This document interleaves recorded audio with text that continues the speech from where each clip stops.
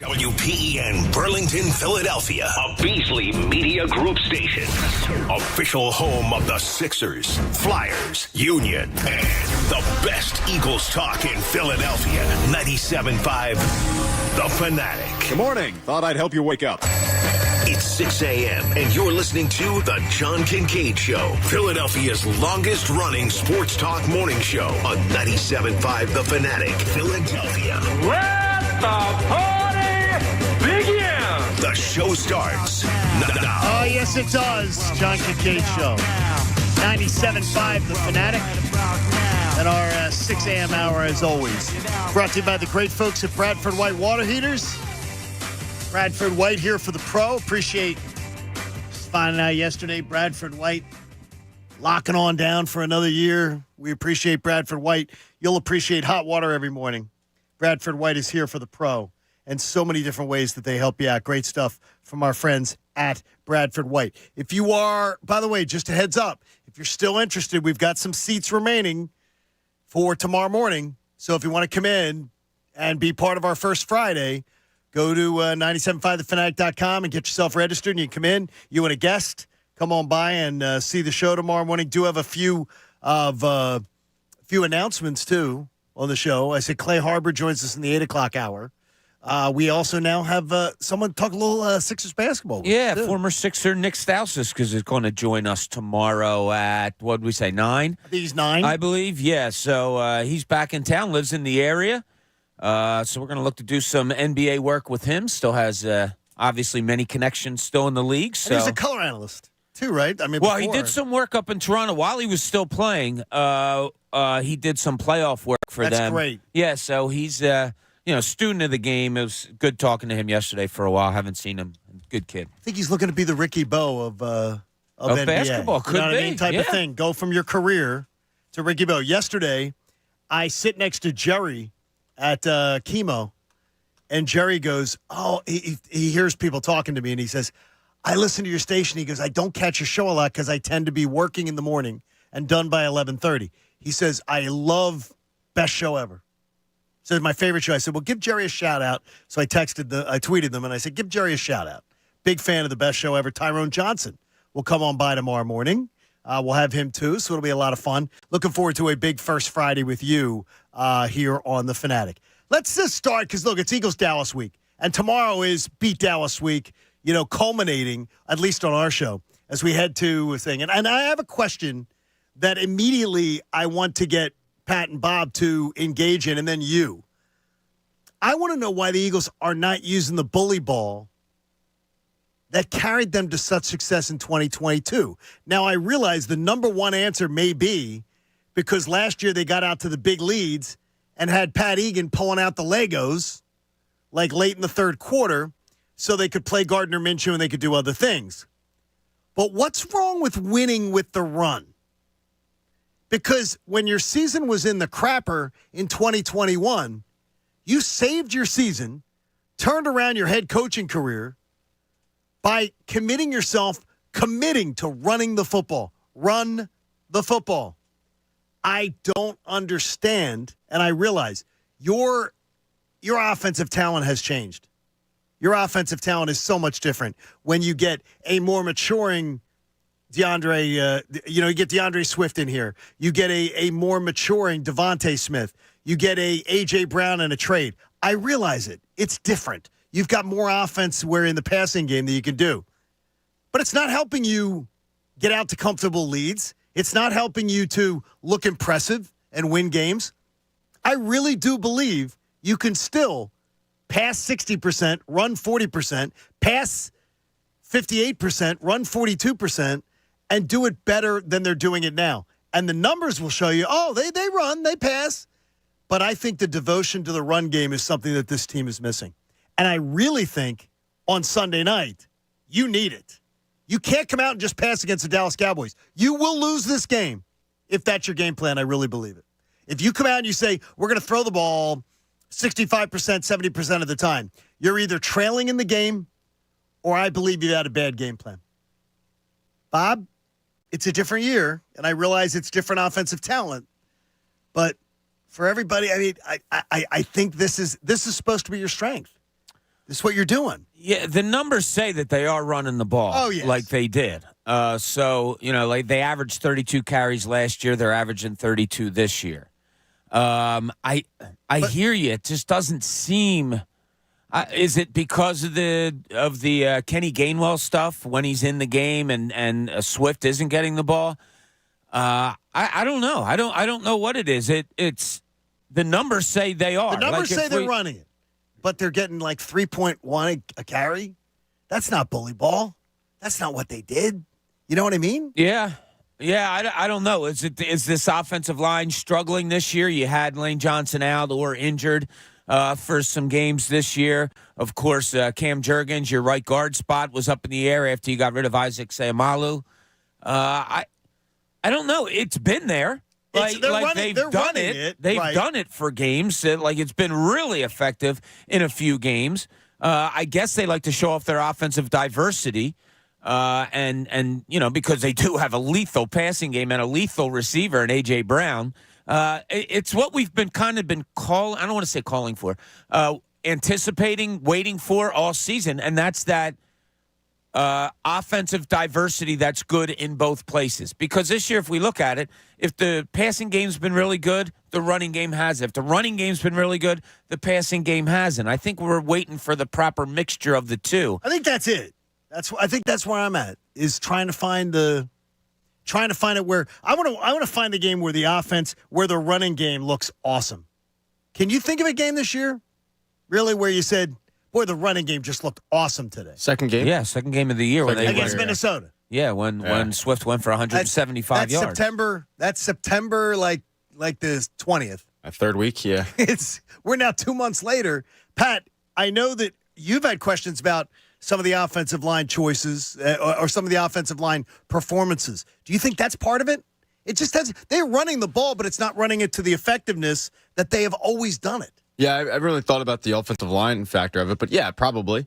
You got Cam Jurgens in there learning a new position, and then he gets injured, and you have to throw Sua Opeta in there, who's done a decent nice job. Yeah, I mean, for a backup, sure. But, we all know what happened in the Jack Driscoll game. Like, they have been a little banged up on the right side, but no, I think they just look. They have this affinity with Kenny Gainwell. We know what he is. They seem to not know what he is.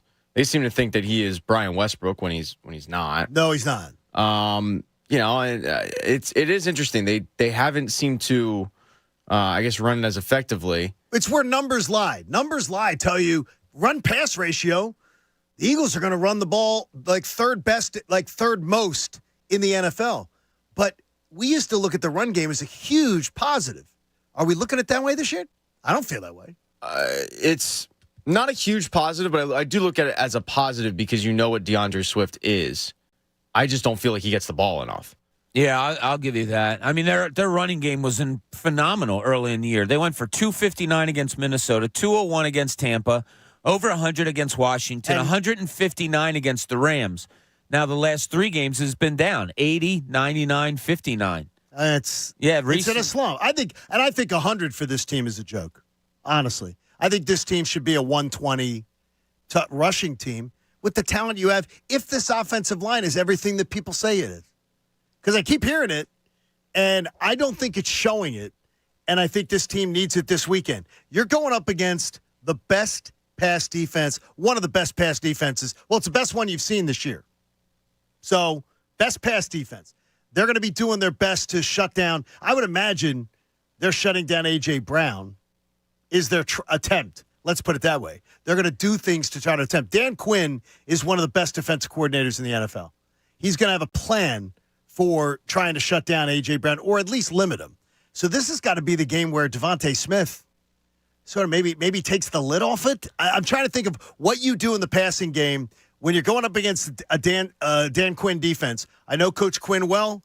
I've watched his defense as well. He's got a great eye, especially when he has talent, and he has some talent to work with over there.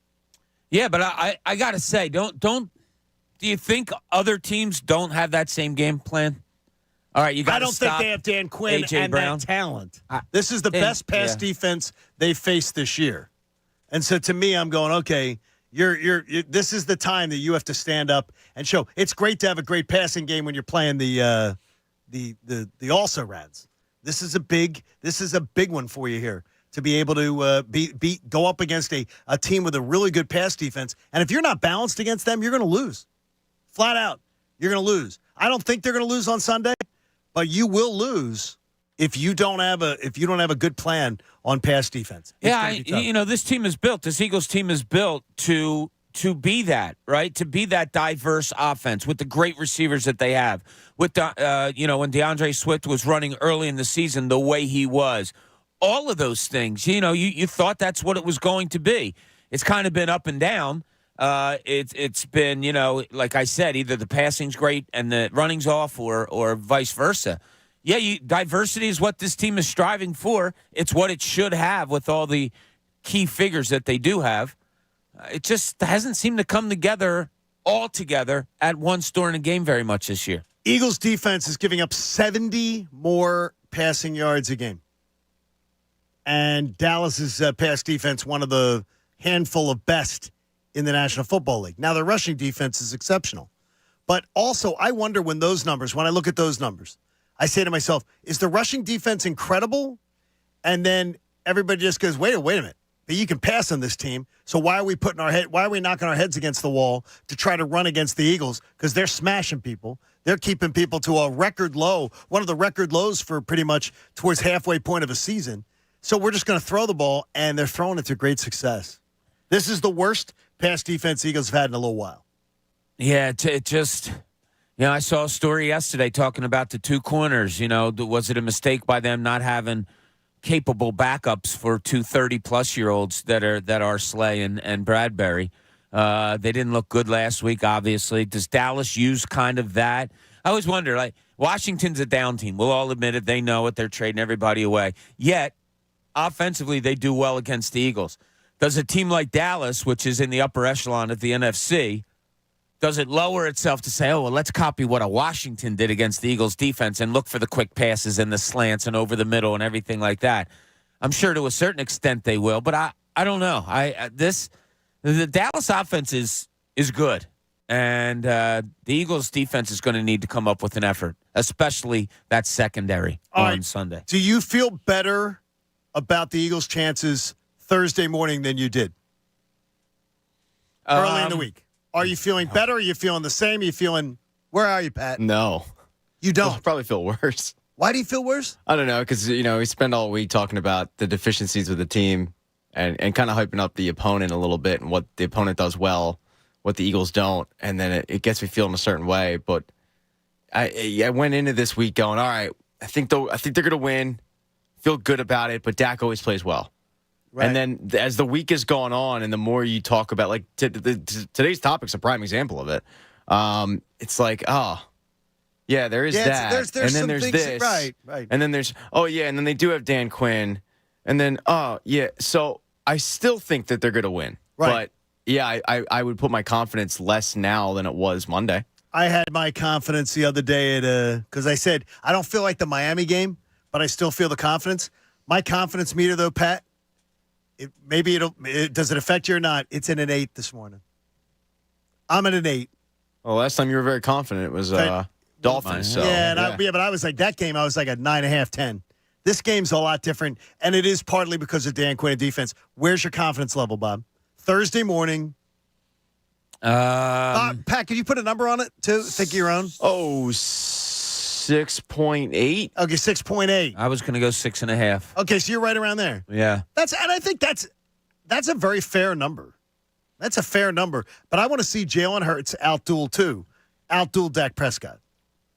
I want to see Jalen, the MVP candidate, the guy that I want to see him do it because I have very good confidence. He's starting to show, to me, the last 3 or 4 games, I'm seeing more Jalen Hurts. Yeah, and this pocket quarterback thing is kind of taken off. We talked about it yesterday, that on Monday there was a column about it. Dallas Goedert was asked about it, and he said, this pocket quarterback of Jalen Hurts is just something, so maybe they do. Maybe they start calling more. I watched some All-22 yesterday where how did you like it? The RPO was working really well for slants. It was bringing Washington linebackers up and allowing A.J.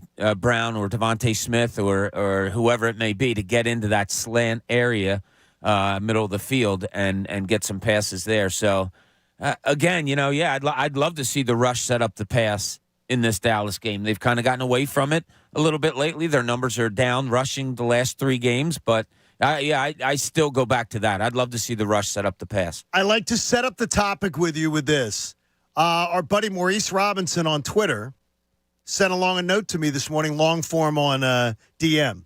He says, "Good morning, Mr. Kincade." He goes, "I feel like the Philadelphia sports fan is projecting the 2 straight Phillies losses in Philly onto the Eagles. Dak is 8-3 against the Eagles, but him and Jalen have, again, never played each other. Maybe once or twice, but not that much. There's not a big track record. And remember, when Jalen played him, it was when the Eagles were bad in 2021. He's got a good record against the Eagles, Prescott. But I feel like if the Eagles lose this game, there's going to be like a tire is being made flat. Like you're going to feel the pulse of the Philly sports fan just drop through the ground with this big game coming up. It's big, but it's maybe a little too big, and maybe people are making it a little too big. What do you think about what Maurice says? I do believe that there's a bunch of people who honestly are scared silly about this Dallas game. I've heard it all week. I've heard it on our shows. I've heard it on others. And I shake my head. I think people are disrespecting the Eagles. And they're getting disrespected in their own market. This is the Eagles market. And I'm hearing people being like, oh, man, talking up Dallas. And I ask you again, could any team beat the Eagles by 4 touchdowns? Miami got beat by 4 touchdowns. Dallas got beat by 4 touchdowns. Does any team beat the Eagles by 4 touchdowns under Nick Sirianni? No, they don't. They don't. It's not happening. I think it tells you something about teams that, Dallas loses a game like the Eagles lost a game, but they lost a game to the worst team in the NFL. Yeah, you can go the other way. I mean, Dallas has put up over 40 points, I think, twice in a game this year. Could the Eagles? Yeah. Have they? No. I don't think either one of those things are going to come into play. I don't think, a 4-touchdown game or any team scoring over 40. It's going to be a dogfight. Dallas knows what this game means. The Eagles obviously do. The fans, this is what you circle on the calendar all year long, the home game against the Cowboys. So, yeah, I do think it's going to be a real tough game. The line's only 3. It was started, I think, at 2.5. I heard yesterday it was up to 3. That tells you all you need to know. So, I don't have a feel yet of one way or another how this is going to go. My confidence leans towards the Eagles because they're home. And, look, they're a good football team. I mean, people like the guy that emailed you or whatever. Maurice. I'm kind of getting towards wait a second. The Eagles have won 21 of their last 25 regular season games. Why are we all in question? Or even not in question. Why is the word scared coming up or intimidated or this? You've won 84% of your last 25 games. Nothing scares this Eagles team. Listen to Bob Cooney on that. Listen to it. Why are the Eagles getting disrespected in their own market by fans being like, oh, I'm scared of Dallas. Oh, worried about this Dallas game. Look, the Eagles are doing things they've never done in the majority of our lives. So I ask you right there, where's this coming from? Why are you doubting them? And more important, if you're doubting them, you got to tell me why you're having confidence in Dallas, a team that lost to the worst team in the NFL and a team that lost by 28 points and got their asses kicked by the San Francisco 49ers. I need to know, where's this coming from? And that's what we got to get to. 610-632-0975. We'll get to that first on the John Kincade Show. Welcome aboard this Thursday morning. Ricky Bowe will be here later. That'll be fun. And game time here on 97.5, The Fanatic. I felt the cold this morning, Bob. When I opened up the garage door, I felt it this morning. And I know it's coming, and I know it's going to be here. And Window Nation wants to help out people before it gets really, really cold. And they're offering a fantastic deal. Now, you're going to get their 2 free windows for every 2 that you buy offer. So that's already on the table. You have a house with 24 windows, you're paying for 12. That's a great deal. But how about this? 0% financing for 5 full years. That's outrageous. No one is doing that right now. Plus, when you change out your windows with Window Nation, you can save up to 30% on your energy bills. So you're going to have 2 really cold winters, you're saving money. 2 really hot summers, you're saving money. And then you're like, wait a minute, I got 3 more of these. Can you imagine the cost savings over 5 years when it's interest-free financing? So you can pay a little, and just keep it small. And then be ready to cash in with that 0% financing. It's a great deal. Every size, every style, every color. You can want it at windownation.com. Check it out today. Window Nation, 866-90Nation. Tell them 0% financing for 5 years. Kincade told me it's available. I want it. 866-90Nation. Fanatic Sports Update. Championship contender on Pat Egan, and this Sports Update is brought to you by Mothers Against Drunk Driving for victims of drunk driving and drug driving.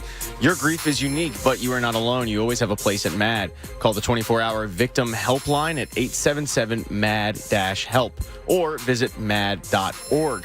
The Sixers and Clippers made the James Harden trade official yesterday, and Daryl Morey met with the media, where he discussed if this team is still a championship contender. We can hang with anyone.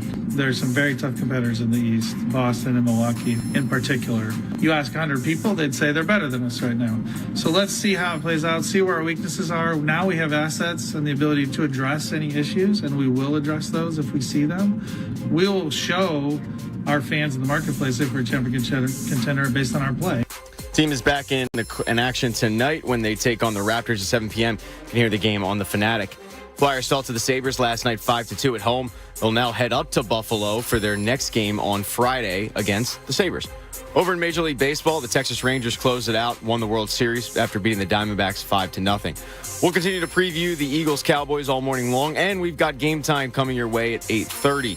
I'm Pat Egan on the home of the Sixers, Flyers, and Union, 97.5 The Fanatic. Win a free trip or two to Spring Training 2024. The Titans will be back, and it all starts in Clearwater. Listen starting Monday at 8 a.m., noon, and 4 p.m. for your chance to win a $25 Rally House gift card and qualify for a 3-day getaway to spring training in March, courtesy of Philly Sports Trips. The trip includes airfare, a stay at the beautiful AC Hotel in Clearwater Beach, a VIP party, and game tickets. For complete details and another chance to win, go to 975thefanatic.com. Win a trip to Spring Training 2024. Starts Monday at 8, noon, and 4. Presented by Rally House. Your city, your house. PhillySportsTrips.com. Travel with the pros and 97.5 The Fanatic. It's that time of the year. A new Apex Legends character is entering the ranks. This week, Respawn Entertainment announced Conduit, a character who's closely tied to the beloved franchise of Titanfall. Conduit will fill a supporting role as she aids her allies on the field. Many fans are hoping that Respawn will return to their hit franchise of Titanfall, and the addition of Conduit could be a step in that direction. The latest esports and gaming news. Find it online at checkpointxp.com. A psoriasis flare-up can make a walk in the park, well, no walk in the park. It's that obvious, huh? I've tried so many lotions and creams, but I still have symptoms. So those don't do enough to treat the inflammation beneath the skin, leaving you with those uncontrolled symptoms. Makes sense, but what else can I do? You can get real with your dermatologist so they can help you get clear. Make an appointment and, you're already on it. Hi, yes, I'd like to make an appointment. Get real clear about psoriasis at letsgetrealclear.com. Sponsored by AbbVie. The holidays are here, and if you're making a list and checking it twice, let the Preferred Pros make that list shorter by checking off your home improvement projects. Whether you need experts to help keep your home cozy warm, remove the junk and clutter, or help to keep your holiday gifts safe, we have just the pros for you. Get the quality electrical repair services you need. When you choose Horizon Services, an electrician will be on time, fully stocked for same-day repair or next-day installation services. Are you dreaming of a backyard oasis? Are you looking for a pool installed in one day? Look no further than Pool Designs. Contact Pool Designs today to create the perfect pool for your home. Paul B. Moyer. From blowers and trimmers to chainsaws and mowers, Paul B. Moyer and Sons in Doylestown and Jamison, PA have the best in outdoor power equipment, including parts and service. Visit in person or shop online. Check out Preferred Pros today. This paid program is sponsored by businesses highly rated by actual customers. For more details on Preferred Pros, visit 975thefanatic.com. Some days, my active psoriatic arthritis makes it hard to get in the game. Now, the ball is in my court, thanks to treating my skin and joints with Skyrizi, Risankizumab Riza, a prescription-only 150-milligram injection for adults. Nothing is everything. Skyrizi helps with less joint pain, stiffness, swelling, and fatigue. For those who also have plaque psoriasis, 90% clearer skin is possible with just 4 doses a year after 2 starter doses.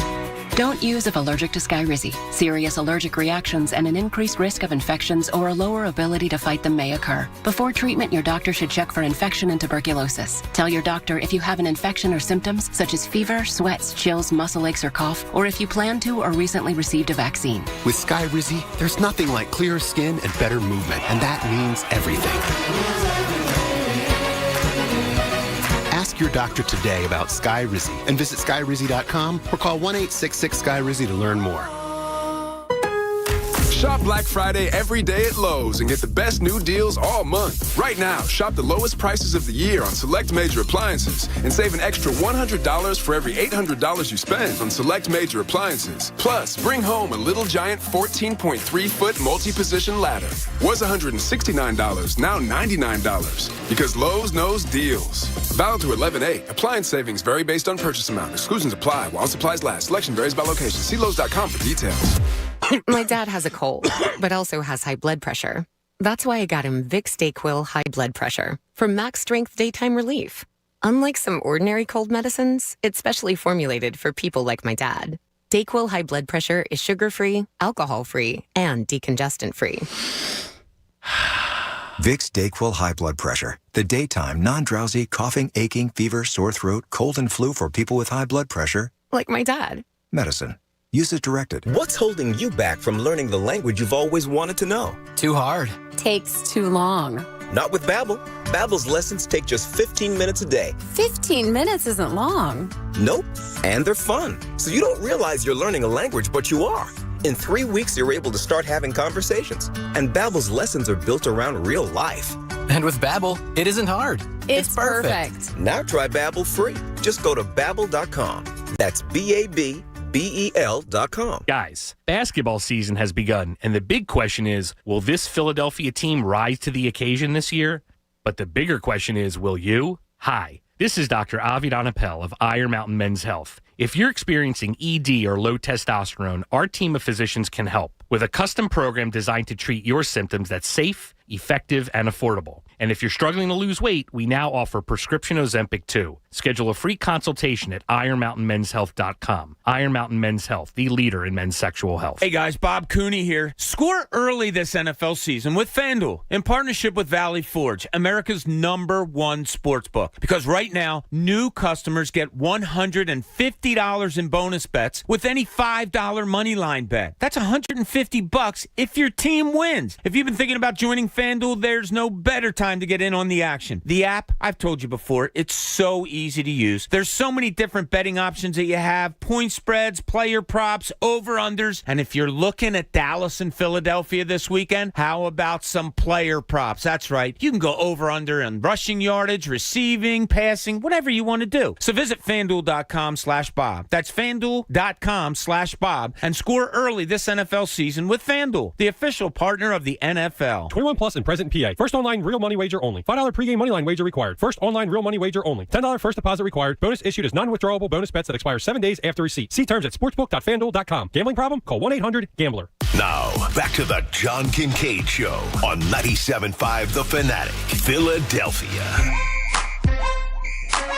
John Kincade Show, 97.5 The Fanatic. We appreciate you being with us. Flyers lost last night. Carter Hart got injured on a play that ended up in a goal that was disallowed. It looked like he did something, getting up and down. Pat, they're saying a midsection injury? I didn't see it. It looked like a back. It looked like to me, it looked like his back might have hurt him. Yeah, I didn't see the play either. I was running around last night, but Torch challenges the play. They don't score, and then 45 seconds later, they give up a goal. I'm like, geez, come on. You had momentum from that, and it just didn't go well, but hopefully Carter Hart's going to be fine. Hopefully he's going to be fine. So the idea is this. Where's the negativity coming from as far as confidence about this game? I don't get it. As Bob points out, 21 of 25. Are you freaking kidding me? I mean, we're not used to that. We're Philadelphia fans. We're not used to 84% in your last 25 games. We're not used to that. That's something that my mind can't even fathom as an Eagles fan. And if you're telling me you have doubts about this game, I want to know why you have doubts about this game. Because if you're betting on Dallas, I want to know why you're betting on Dallas. Why are you thinking Dallas has the answers? Because this team has a lot more things to answer for than the Eagles do, with the best record in the NFL. And we got people going, I heard yesterday, I heard best show ever. There's people like, well, this Dallas team, shut up. I'm like, seriously, if you're going to do this Dallas team, tell me about it. Tell me about how you managed to lose a game by 4 touchdowns. Tell me how you managed to lose to the worst team in the NFL. Like, give me both sides of it if you're going to doubt the Eagles. Now, Alex, you can join us at 610-632-0975. Alex joins us on the Fanatic. Good morning, Alex. Good morning, gentlemen. Great show. Glad to have you on. What's going on, buddy? Special shout-out real quick to you, John. I've been a fan of yours for a long time, since I was a camper at Jeremy Treatment's sports broadcasting camps. And if you recall, we met at Lorenzo's Steaks in Westchester. We had a conversation while you were there. Yes, we did. That was great. You and your buddy were having lunch. That's correct, exactly. One of my best friends owns Lorenzo's, and so that's why we were there. It's the best. Love Lorenzo's. My go-to. It's the best. So it's great seeing you back in the studio. Thank you, buddy. And killing it, so thank you.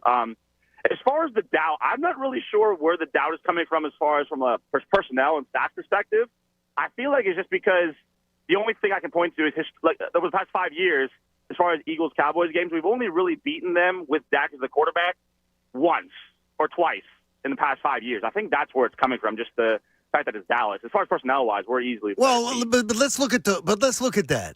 You're playing them with Gardner. Last year, on Christmas Eve, Gardner Minshew and I'm trying to think of the pass that was dropped. Was that Quez that dropped the easy pass? Yeah. I mean, that was the game. You went score to score with Dak Prescott last year, with Dallas desperate to win, Eagles not desperate to win because they had 4 chances to win the division, or 3 chances. And they were right there with them, a 1-score game, back and forth all day long. But the home game earlier in the season, they had us at 20-17 in the fourth quarter of the Cooper Rush, and only a late Devontae touchdown sealed the game for us. They had Cooper Rush. I don't remember it that way. I don't remember. I don't think they were. I don't remember them trailing in the fourth quarter. No, we were only up by 3. It was 17-3. I was at the game, obviously. Yeah, absolutely. I was there too. And then, so I think that's where it's coming from. But as far as personnel and wise, we're the better team. And there's a Jalen Hurts stat I read the other day, which blew my mind. When the Eagles have a lead this year, Jalen Hurts' quarterback rating is 68, somewhere around there. But when the Eagles are tied or trailing, his quarterback rating is 114. I saw this on Twitter. It is. He's got like one of the best. He's got the best rating. He's unbelievable when he's trailing. Yeah. What do you attribute that to as far as this year versus last year? I know it's only a few games, but what do you attribute that to? You got an idea on that, Bob? No. I don't know. My friend and I were going back. He sent me those exact numbers, and the touchdowns are like 13 with 0 interceptions, and then on the other side it's like 6 and 8, right? I don't know. I have no idea. I saw those numbers. I thought it was crazy. What does it tell you, though, Alex? I couldn't figure out what an answer to those stats may be. The only thing I can attribute it to is just a testament to Jalen Hurts and his maturity and him being in the lab all summer, because no one's sitting here saying Steichen is not as good as Johnson. Steichen's obviously clearly the better offensive coordinator. Johnson is not Steichen. We can clearly say that right now. But then again, we got to give him time. Yeah, and the personnel is similar to last year, obviously. It's not like DeAndre Swift is the only real change. So for me, it's a testament to Jalen being in the lab, making better decisions with the football. This turnover stat, I think, is a little bit misleading, because a lot of his turnovers this year on tipped passes, hit as he throws, balls going through receivers' hands. So this whole turnover thing that a lot of the media attribute, saying, Hurts has regressed, I think is a bunch of BS. Well, we'll see. Got to clean it up. Got to clean that up, Alex. You can't just put it on Hurts, though.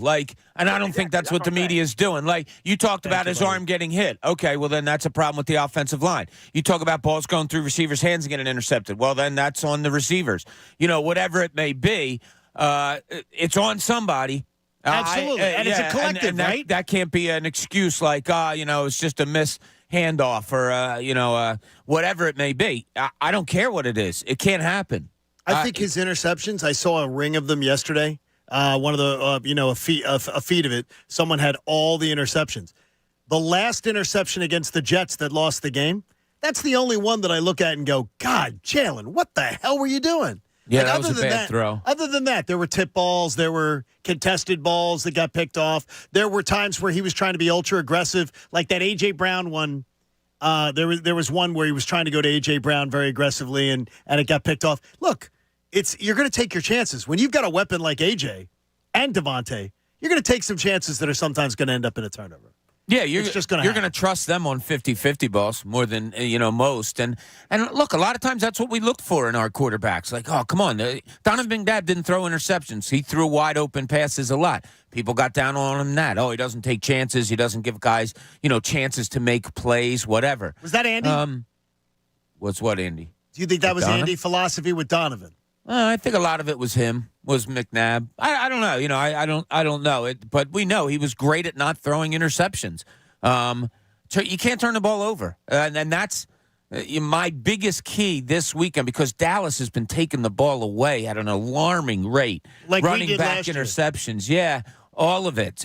Eagles can't lose the turnover battle on Sunday. They just can't. No, they can't, and they've been doing it far too often. But I don't look at it, Pat, as the majority of Jalen Hurts' interceptions this year I'm not looking at is, oh, my gosh, that was a horrible, horrible decision. That the one that lost the Jets game. Yeah, the Jets one jumps out. I feel like there was maybe one or two other ones, but yeah, for the majority, I don't really think it's been those egregious ones that you go, oh geez, like come on, man, what were you looking at there? I mean, I feel like, and I'd have to go back and look at each one. I feel like a lot of them are probably coming on just a deep ball that was just a lot of those. Yeah, misplayed. His deep ball. If there's one thing I feel like he has regressed at, it's the accuracy of the deep ball this season. But like I'm not have to go back and watch tape from last year, which I'm not going to admittedly do. Hey, right now I want to get to Cooney's Corner because there is a Sixers game tonight against the Raptors, and Bob wants to know about your interest level. Now, let's see what's in Cooney's Corner. Yeah, I think we were all listeners, us, a lot of people. Before the Sixers season started, it was kind of, I don't know what it is. I don't have the interest or the passion that I usually do when the season starts. Now, you could directly point to that black cloud of James Harden hanging over the team's collective heads as saying that's why until that gets resolved, I don't know who this team is. Well, now you know who the team is, sort of. You got rid of Harden. He's not part of the team anymore. The pieces that you picked up, how much of a role will they play?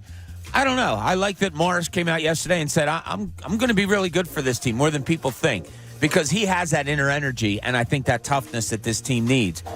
Can you get something from a Kenyon Martin Jr.? Can, Rocco give you a little bit of something? I think I read somewhere he's 7th in the league in steals or something like that. I don't know. But has this trade, now that it's brought an ending to a yet another cloud hanging over this team, has this trade kind of sprouted your interest a little bit? I'm going to tell you that, Bob, for me, I sort of felt that malaise going into the season, and then I watched Nick Nurse's product, and it's more interesting to me. If you talk about in radio, we're trying to get people to listen longer. On a random Wednesday night game that doesn't mean that much against the Wizards or anything, I can tell you right now, Nick Nurse and his style of play that he's coaching this team up to do will have me longer. So I'm in on that for a while. But that could wear if this team puts around to like a 10-9 record. That could wear. But right now I'm very intrigued, and I'm trying to learn and trying to figure out what Nick Nurse is trying to do.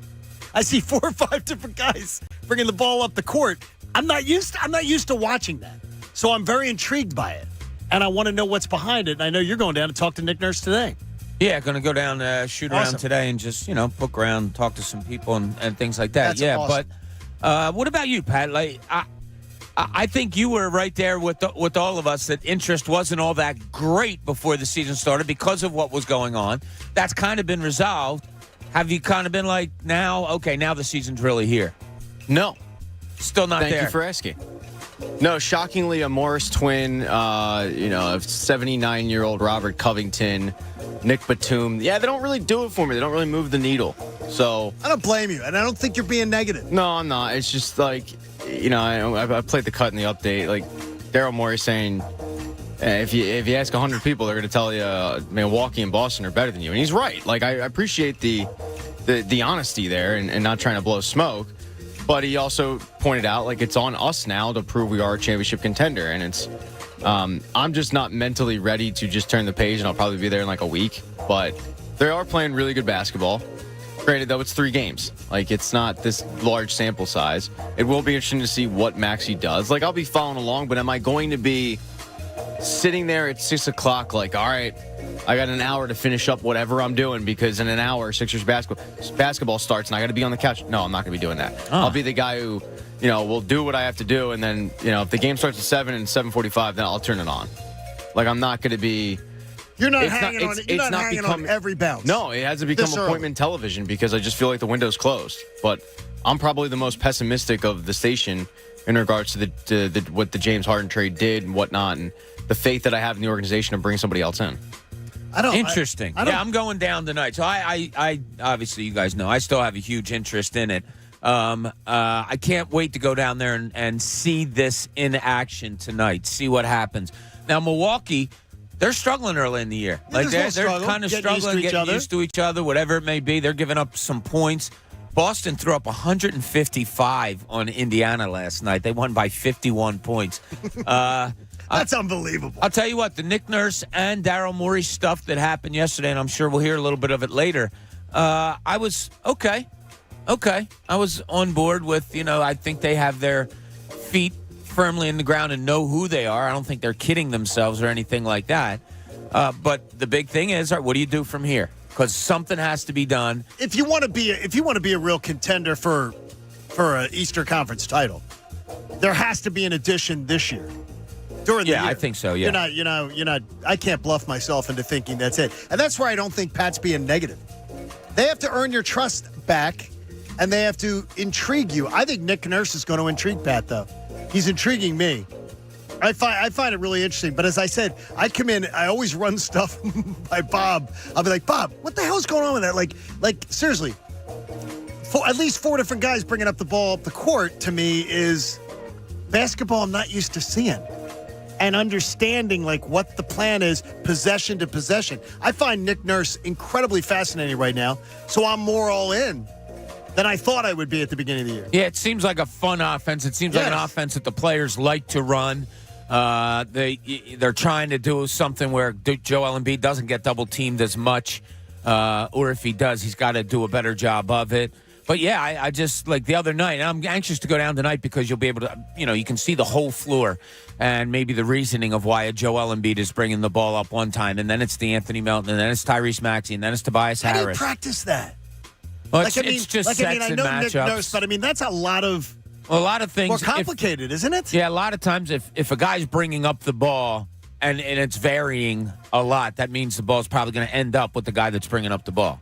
I'm going to watch for that. Like he's the I key watched for here. that tonight. So look at the big brain on Bob. Yeah, so we'll see. I'm anxious to try to dissect this offense tonight, going down watching the game. So he interests me, Nick Nurse, and I agree. And our boss Joe Bell's going to give me his book, so I've read a little bit of it, but I haven't read the whole thing. Nick Nurse's book, so I want to read that. Get a chance to talk to him today a little bit and see how he likes things around here. I want a Nick Nurse hat.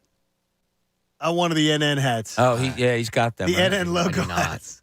You don't? No. I do. I'm happy for you. He's our guy now. Okay. He's our guy now, right? I mean, no? He's still something about him. He rubs me the wrong way. Would you buy an NS hat? A Nick Sirianni hat? No. Absolutely not. I'm not buying a JT hat. I'm not buying an RT hat. Nick Sirianni hat. Nick Sirianni hat. Dog mentality into the back. No. It would be like right there in the back. I have a Stoutland U shirt. I'm okay, good but with there. wait a minute. I'm good with there. You wear gear of an offensive line coach. Damn right. But you won't wear one of a head coach? That's right, because I'm a football guy. Yeah, when you look at Pat, you think offensive line. I think football guy. I do. Yeah. He's got a Mailata. You got a Mailata things. And the irony is very real with that. Yeah. It goes like down to your the 5'3" guy wearing the Mailata jersey. It makes a lot of sense. There's Mailata. It begins under the left armpit. Yeah, I'm about as big as his left leg. Where will you be on Sunday, boys? Getting people ready for the huge matchup against Dallas. Yeah, it's pretty cool. Come on down, Live Casino and Hotel. We're right on the corner, right outside the hotel, on the corner of Darien and Packer. It is such a fun time. It's all gated off. Check out PhillySportsStrip.com for details. But you come in, all the booze, all the food you can eat. The food is absolutely phenomenal. If you watch Pat Egan eat while we're there during like a 3-4 hour period, The pulled pork, the burn ends. pork, brisket, you Burn got ends. mac and cheese. He probably gets about 3 or 4 plates of mac and cheese. not true. I'm so proud of him. Well, I'm saying I'm proud of the way you eat when Well, we're wait a minute. down It's there. Cat's Catering. So anybody is going to eat. It's very good food, but the constant, shaming of the I'm plate. not shaming. Yeah, He's but not you are. shaming. Yeah, but you are though. I'm proud of you. No, you're not. You're like a son who's like cleaning his plate every time. You know, you have a kid and you're like, come on, you got to finish your dinner. You finish it, dude. I'm proud of you. Self-conscious about going up and get. If the food's sitting I'll there, get I'm it going to go for get you. some food. I get your Cokes for you every week. I can sure get you food for you. You do. I got you a beer last week. I heard later on you're going to give away passes to how about that? To a Yeah, it listener? could happen. Yeah, I'm in a giving mood. It's Halloween week. Pat, he keeps getting stuff. Bob keeps getting this like stuff to give Bob's away. that guy. He is. He's that guy. People walk up and they just hand him stuff. Here you go. I am tired of hearing this from Eagles fans. It is lame. Get over it. And I'll tell you why it doesn't make sense. Next, John Kincade Show here on 97.5 The Fanatic. I love the American Association for Cancer Research. I love that as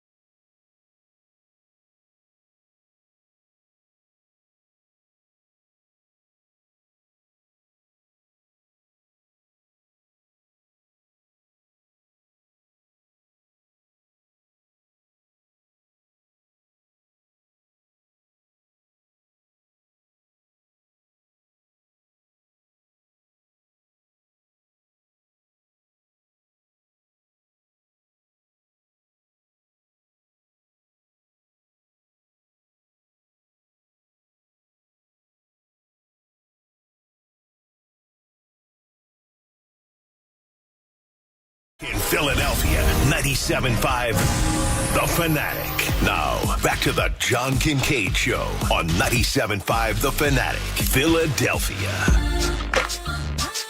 It is First Friday tomorrow, and again, got a few seats remaining for you if you want to get in. I don't want anybody to be locked out if they choose to come. So go to 975thefanatic.com and get you signed up for First Friday on The Fanatic. Interested in talking to Clay Harbor. Did you know, Pat, you don't watch those? I don't think anyone of us watches the shows, but did you watch him on Bachelorette? No. Because reading about him being on the Bachelorette. I did not. But Bob, was he the guy that I asked about this though? Bob's looking at me like I has 8 heads. You don't remember this? Like we had a former tight end on, and I felt like it was Clay Harbor, and I was like, "Hey, was your cousin on The Bachelor?" And he was like, "No." He is on the Bachelor. I do remember that conversation, but I don't think it was him. I think John was out, and Jamie was in, and Jamie just started busting out laughing. Well, his cousin wasn't on The Bachelor. He was on The Bachelorette. Yeah. No, I don't watch The Bachelor, Bachelorette, Golden Bachelor. Yeah. I watched Flavor of Love. I did watch that. What one's that? Oh, Flavor of Love was phenomenal. It was a train wreck regarding love Is that done in show Flavortown? with Flavor Flav. And Flavor Flav was, had all these girls who were pining over Flavor Flav, and it was impressive. Yeah, there was a local girl from Havertown, Toasty. People remember Toasty, the legend of Toasty. Saw her in a wall one time. Yeah. So and she got that nickname because she got toasted on the show. She got a little too buzzed initially, so he gave them all nicknames. Yeah, I watched that. Yeah, back in the day. Well, that was entertaining. How old do you think Flavor Flav is? Oh, he's got to be 54. He looks like he's 80, but he's probably 57. I'm going 54. 64. Oh my gosh! Did you guys see that he sang the national anthem at the Yes. What were they thinking on that? We were in the Vegas airport, and Olivia was like 6 or probably 7 or 8 maybe, and Flavor Flav was waiting at the flight across from us. And she goes, "Dad, why does that guy have a giant clock hanging from his chest in the airport?" Because he's never late for the flight. And I went, "Oh my God, Liv, that's Flavor Flav. You got to go over somewhere. We have a picture of Liv with Flavor Flav. Not as impressive as their Jesse Jackson picture or other pictures, but Flavor Flav she enjoyed. It's right up there. She went right over to him. Yeah, I would say Jesse Jackson and Flavor Flav are like 1A, 1B. I'd say so. I think they're very similar. So it goes. Hey, the 7 a.m. hour is brought to you by the all-new Bet Parks app. Sportsbook and casino in one sleek, easy-to-use app in Pennsylvania and New Jersey. Could you please drop one talking point? Eagles fans, if you're scared of this Cowboys game, I get it. The Cowboys are good. The Cowboys are going to be a real challenge. But I keep hearing about, oh, my gosh, remember, the Eagles have the gauntlet coming up. It's going to be the gauntlet, and that's going to be the difference because, you're going to, if you want to beat the Cowboys, you have to survive the gauntlet. Okay. And the gauntlet's there. We've already talked about it. We know after the bye week, you get the Chiefs on Monday Night Football. You come home for the Bills and the 49ers. You're at the Cowboys. You're at the Seahawks. I look at the gauntlet and say, if you're 3-3, I'm fine with it. I'm fine with it. If you go 3-3, you're going to be, I think you're going to be 1 or 2 in the NFC. If you go 4-2, you're going to be top seed in the NFC. But the reason I want you to drop the talking point this week is because the Cowboys have their own gauntlet coming up. They've got their own. And by the way, it's 5 of their last 6 games. Surrounded by a Commander's sandwich. The Commander's sandwich, at the Commanders, the home game of the Commanders, and then at the Commanders, but they got their own gauntlet. But it starts November 30th. Down the stretch when the pressure's on. They have the Seahawks at home. They have the Eagles at home. Then they have to travel to Buffalo December 17th. Travel to the Dolphins Christmas Eve. No distraction there. And then they got to play the Lions, who could be the top or the second seed in the NFC when that game's played. The Cowboys have their own gauntlet. The Cowboys need this game as much as in fact, more than the Eagles, because they already have 2 conference losses. And all I hear people talking about is, the gauntlet of the Eagles' schedule. Oh, my gosh. The Cowboys have a gauntlet in December. And what do we know, Bob, about the Cowboys in December? What do we know about them when down the stretch, the pressure's on? It is like clockwork that team is going to at least cough up a couple games. They're gonna lose their games too. They have their own gauntlet, and nobody seems to be paying attention to that. Yeah, because nobody cares about people care about the Eagles around here. You don't care about what the future of the Dallas schedule is. Yeah, but the reason people are concerned about this game, you answered your own question. Because the Cowboys need this game more than the Eagles do. Cowboys have to win this game. This is a must-win game for the Cowboys if they want to win the NFC East, if they want to have a shot at being a top seed in the NFC. You know, that's why there's concern about this game. I haven't heard the scared and, oh, my God, I can't believe the Cowboys. I've heard people legitimately say, yeah, this is going to be a close game. And you know, Dallas is a legitimate team. Now, look, we're going to do the bravado stuff of, you know, screw the Cowboys. They think they never win. They haven't won a Super Bowl in the 2000s and all of that. But if you just break down this team right now, and their 5 wins this year, Dallas has averaged 36 points a game. Like, they can score some points. Tell me about the losses. The Eagles let up the points, too. So it's going to be a tough game. No matter, I just see it playing out like that. I don't look at the future schedules or anything like that. I just kind of look. If someone's looking at the Eagles' future schedule, why can't we look at the Cowboys' future schedule? That makes no sense. We don't care about the Cowboys. Yes, we do. We obsess on the Cowboys, Bob, in this market. Everybody obsesses on the Cowboys. It's the team that we focus on the most. I couldn't tell you who the Cowboys are playing. I bet you if we polled 25 people tomorrow and said, hey, tell me who the Cowboys have coming up on their schedule, they're not going to know. Well, that's why I'm saying that was the whole point of my discussion. That you don't know because people are worried about who the Eagles have coming up, saying the Eagles' schedule's so tough, you better beat Dallas because their schedule's so tough. When in reality, if you looked and you took 2 seconds to look, Dallas has their own gauntlet that they got to go through. Both of these teams. That's the whole point of this, is that if you just pay attention, Dallas has a rugged schedule. And by the way, under Nick Sirianni, I trust a hell of a lot more than Mike McCarthy that my team's going to be able to win some big games when they need to. I trust it a hell of a lot more from what I've seen. And I think Mike McCarthy gets a bad name because I don't think he's as bad a coach as people try to make him out to be. He has been a consistent winner, but he hasn't won enough. I think that's the idea, is that people thought with Aaron Rodgers they needed to win more. I think they needed Aaron Rodgers to play better under pressure. Yeah, there was up and downness there for certain. There's a lot of reasons I think why Eagles fans are concerned about this game or aren't as comfortable as maybe as, you know, we'd like them to be or they'd like to be. And, yeah, a lot of it has to go through Dallas always plays well against the Eagles. Dak Prescott always plays well against the Eagles. Now, there's been some times, where it's been a nothing game for the Eagles because they've already clinched, whatever it may be. But, yeah, even going back to when they had backup quarterbacks, for some reason, Dallas, much like Washington, just always seems to play the Eagles well. So, yeah, I think that's the main concern going into this game. And like you stated correctly, this is a huge game for Dallas. Not that it's not a big game for the Eagles. It's always a big game. Every game in the NFL is a big game. But more so for Dallas having to win this game.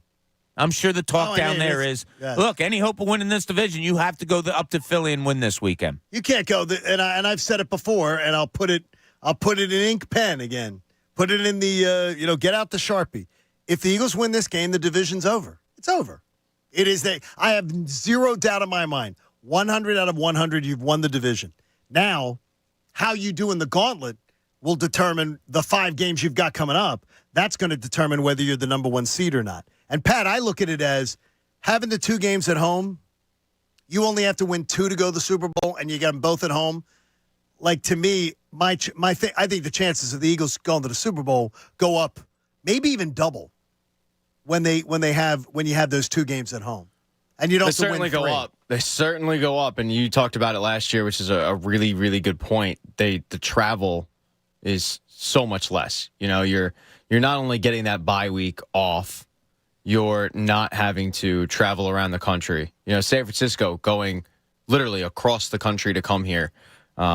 It's difficult. It's a grind. And pro athletes, yeah, all right, they have the chartered flights and the leg room and all that, and free Cokes on the plane. But still, it's free Cokes. Yeah. They'll just keep giving them. Is it unlimited? Yeah. Oh wow. Oh, yeah. And that's the thing. That's the luxury of being a pro athlete. But it's still a pain. It's still getting on a flight. It's still being cramped for 5 hours. It's not comfortable. Whereas the Eagles having the luxury of just being at home is that. It's a benefit. And it's such a crucial thing to get home field advantage. But also, you got your crowd behind you. And I was lucky enough to be at the game last year. And when Brock Purdy got out, it was like, it was a party. Yes. Yeah, because it's just like you knew. Not that I think there was a fear in the stadium that they were going to lose that game, but it was like, all right, they just lost any hope they had. They're bringing in Josh Johnson. That's cute. I was just going to say, who the hell was even their backup? I forgot his name. Josh Johnson. How about that? Played on like half the teams in the football. Oh, my gosh. And then when Josh Johnson got hurt.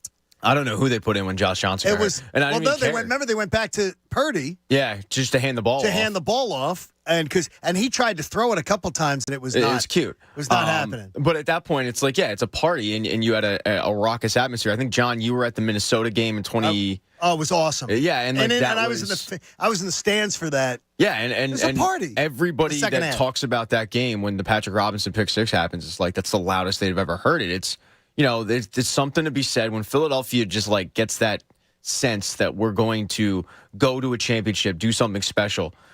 Show out and get loud, and the link would be no different this year if you got home field advantage. And by the way, Pat, I'm going to put it out there because you raised a great point about last year. The no travel and everything like that. Yeah. How about this one for you? If the Eagles grab the top seed in the NFC, they will not get on a plane after December 17th. It was similar last year. Yes, exactly. Yeah, it was really similar. The week before Christmas will be when they fly back from Seattle, December 17th on that red-eye home. That'll be the last time they get on a plane till maybe they would go to Vegas for the Super Bowl. Yeah, I mean they don't because they have Giants at home, Cardinals at home, then they have at Giants. Yeah, which they'll either bus or train. They'll probably travel with Philly Sports Trips and Vince Rizzuto. Could. I'd be worried about the focus. There's no focus if you're with that Philly. But there's a nice bathroom in the back of the bus. There is, and at that point, I mean, this the division and the number one seed should be wrapped up. So I mean, you might as well stop by the tailgate. So then they'd have the bye week. Then they'd have 2 games at home.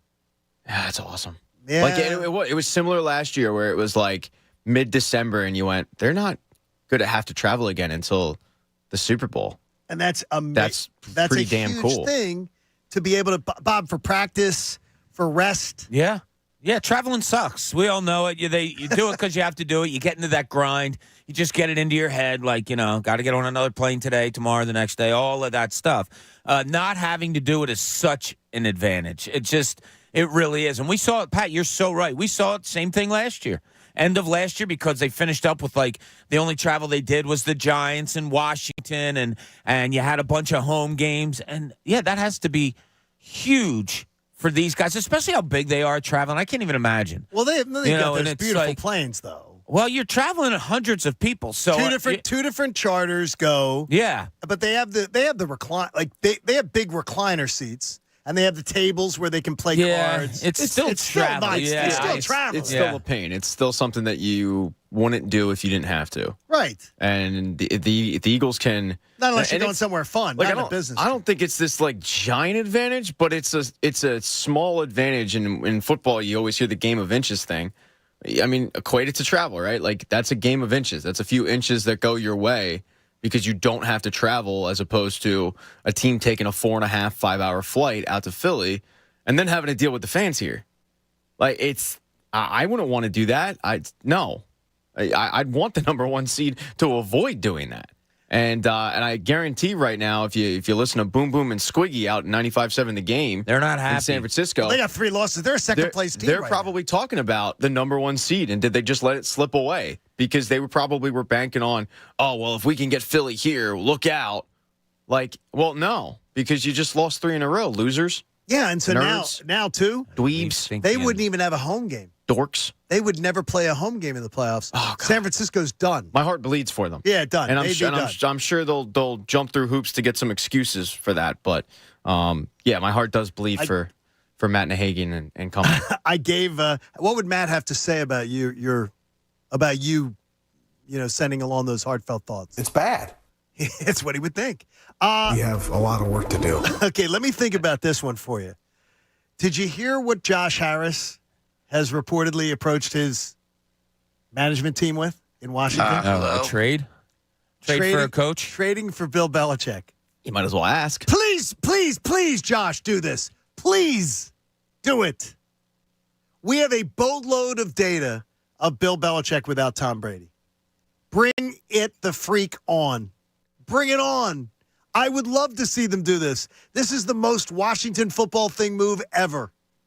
Let's go. Let's reach for the stars and get Bill Belichick. We have a boatload of data from Cleveland and now from New England of what Bill Belichick does without Tom Brady. And I'm not knocking Bill Belichick. He was a great coach because you got to win. You have to win the game. You can have great players, but then you got to go win. And he was part of it. Him and Brady were a magic combination. But he's done nothing with – go bring him to Washington. I would love to see that. I love a good coach trade. Because you'd probably have to give up – they're saying you'd probably have to give up at least one number one for Bill Belichick. Yeah, well, I mean, when and this was a while ago. I think the last coach trade in the NFL was – no, the last coach trade was Herm Edwards. From the Jets to the Chiefs. Was he really? I thought it was before Gruden. that, it was Gruden. Right. And 2 number ones for Gruden. Yeah, I think Gruden was a haul. Definitely at least one number one. And I want to say Herm Edwards is like a 3 and a 4. But you got to remember, like, Herm Edwards wasn't that great. I got to look up what that trade was. But since then, there hasn't been a coach trade. Jets accepted a 4th round pick for Herm Edwards. Okay, yeah, so 4th round. Now and I think they were like looking to move on from him anyway. And that was 2006, so that was after the Gruden trade. Yeah, so it's been a minute. Let's get a coach trade going. Oh, I know. Nothing like a good coach trade in the NFL, yeah. Come on, Bob. Josh Harris, is he? This is something Jeffrey Lurie would not do. He hires coaches that are no names, no brand. He shops at, where's that store that has all the no brand stuff? Like, he shops there. I don't know. There's a store that has, like, Nordstrom Rack. No brands for food. Oh, I do know what you're talking about. Don't know the name of it, though, because it's no brand. Yeah, it's like a no-brand store where you go in, you eat their brand of food. You don't get the numbers. Applebee's. No, thank you. By the way. Oh, he said no thank you to Applebee's. Pat, I went to Do you take that personally? Aldi, Haley says. Aldi. I think Aldi has like they have their own brand name though. Everybody has name brand stuff. No, but that's their thing though. No, but is it? I don't know. Yeah, I think there's no Aldi's near me. And it's cash only. Is it cash if I'm only? Not mistaken. Yeah. What is this? 1960? Cash only? Wow. Are you money laundering? Come on, grow up. It's 2023. So it's not cash only. Haley says that's changed. It used to be. Are we going on Haley for everything regarding Aldi news? She says, I guess Haley's buying the no-name stuff. The breaking Aldi news. Go to Haley Taylor. Bob, you know a little bit about how Josh Harris operates. Does this sound like a legit thing that he would because supposedly he's being portrayed as the one who's pushing for it. Yeah, I saw that in the story also. You don't. He wants to make a splash. And he showed it when he became owner of the team, doing the whole singing and dancing in front of the fans. And that organization right now is selling. So what's the biggest name that you can go out and get? It's probably Bill Belichick. Oh, it is. Andy Reid, I don't think is leaving Kansas City anytime soon. Yeah, I guess so. You don't become a billionaire without taking some chances in life, and this would be one of them. He also scaled his his season ticket holder base, and the more than vast majority would like to see them go back to the Redskins. Oh, by the way, will he do that? I don't know. Another more proof that I don't know football. Thanks to Tommy Reardon, thanks to M.W. Dub. Sean Payton was traded this right, past yeah. offseason. Oh yeah, Sean Payton. What did he get traded for? He was a first-round pick. Oh my gosh! By the way, he was a nice haul. He had a very terrible slow start, but he's coming around. Yeah, so apologize. I don't know football. Okay, but yeah, I love a good coach trade. I would love to see. Wouldn't you love to see them trade for Belichick?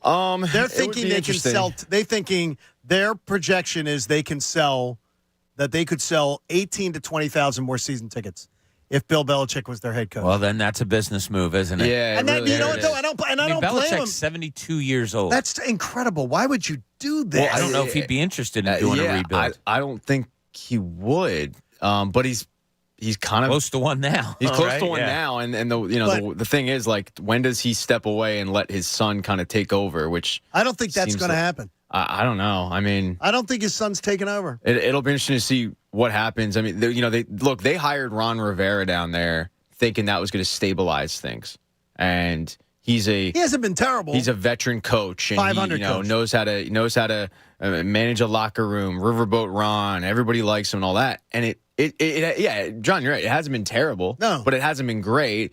You can make the argument they don't have a quarterback. They haven't had a quarterback in his tenure there, but I don't know if moving on from Ron Rivera to now Bill Belichick, a Brady-less Bill Belichick, is this incredible upgrade worth giving up a boatload of picks. Pat wants to know if Daryl Morey can do this again.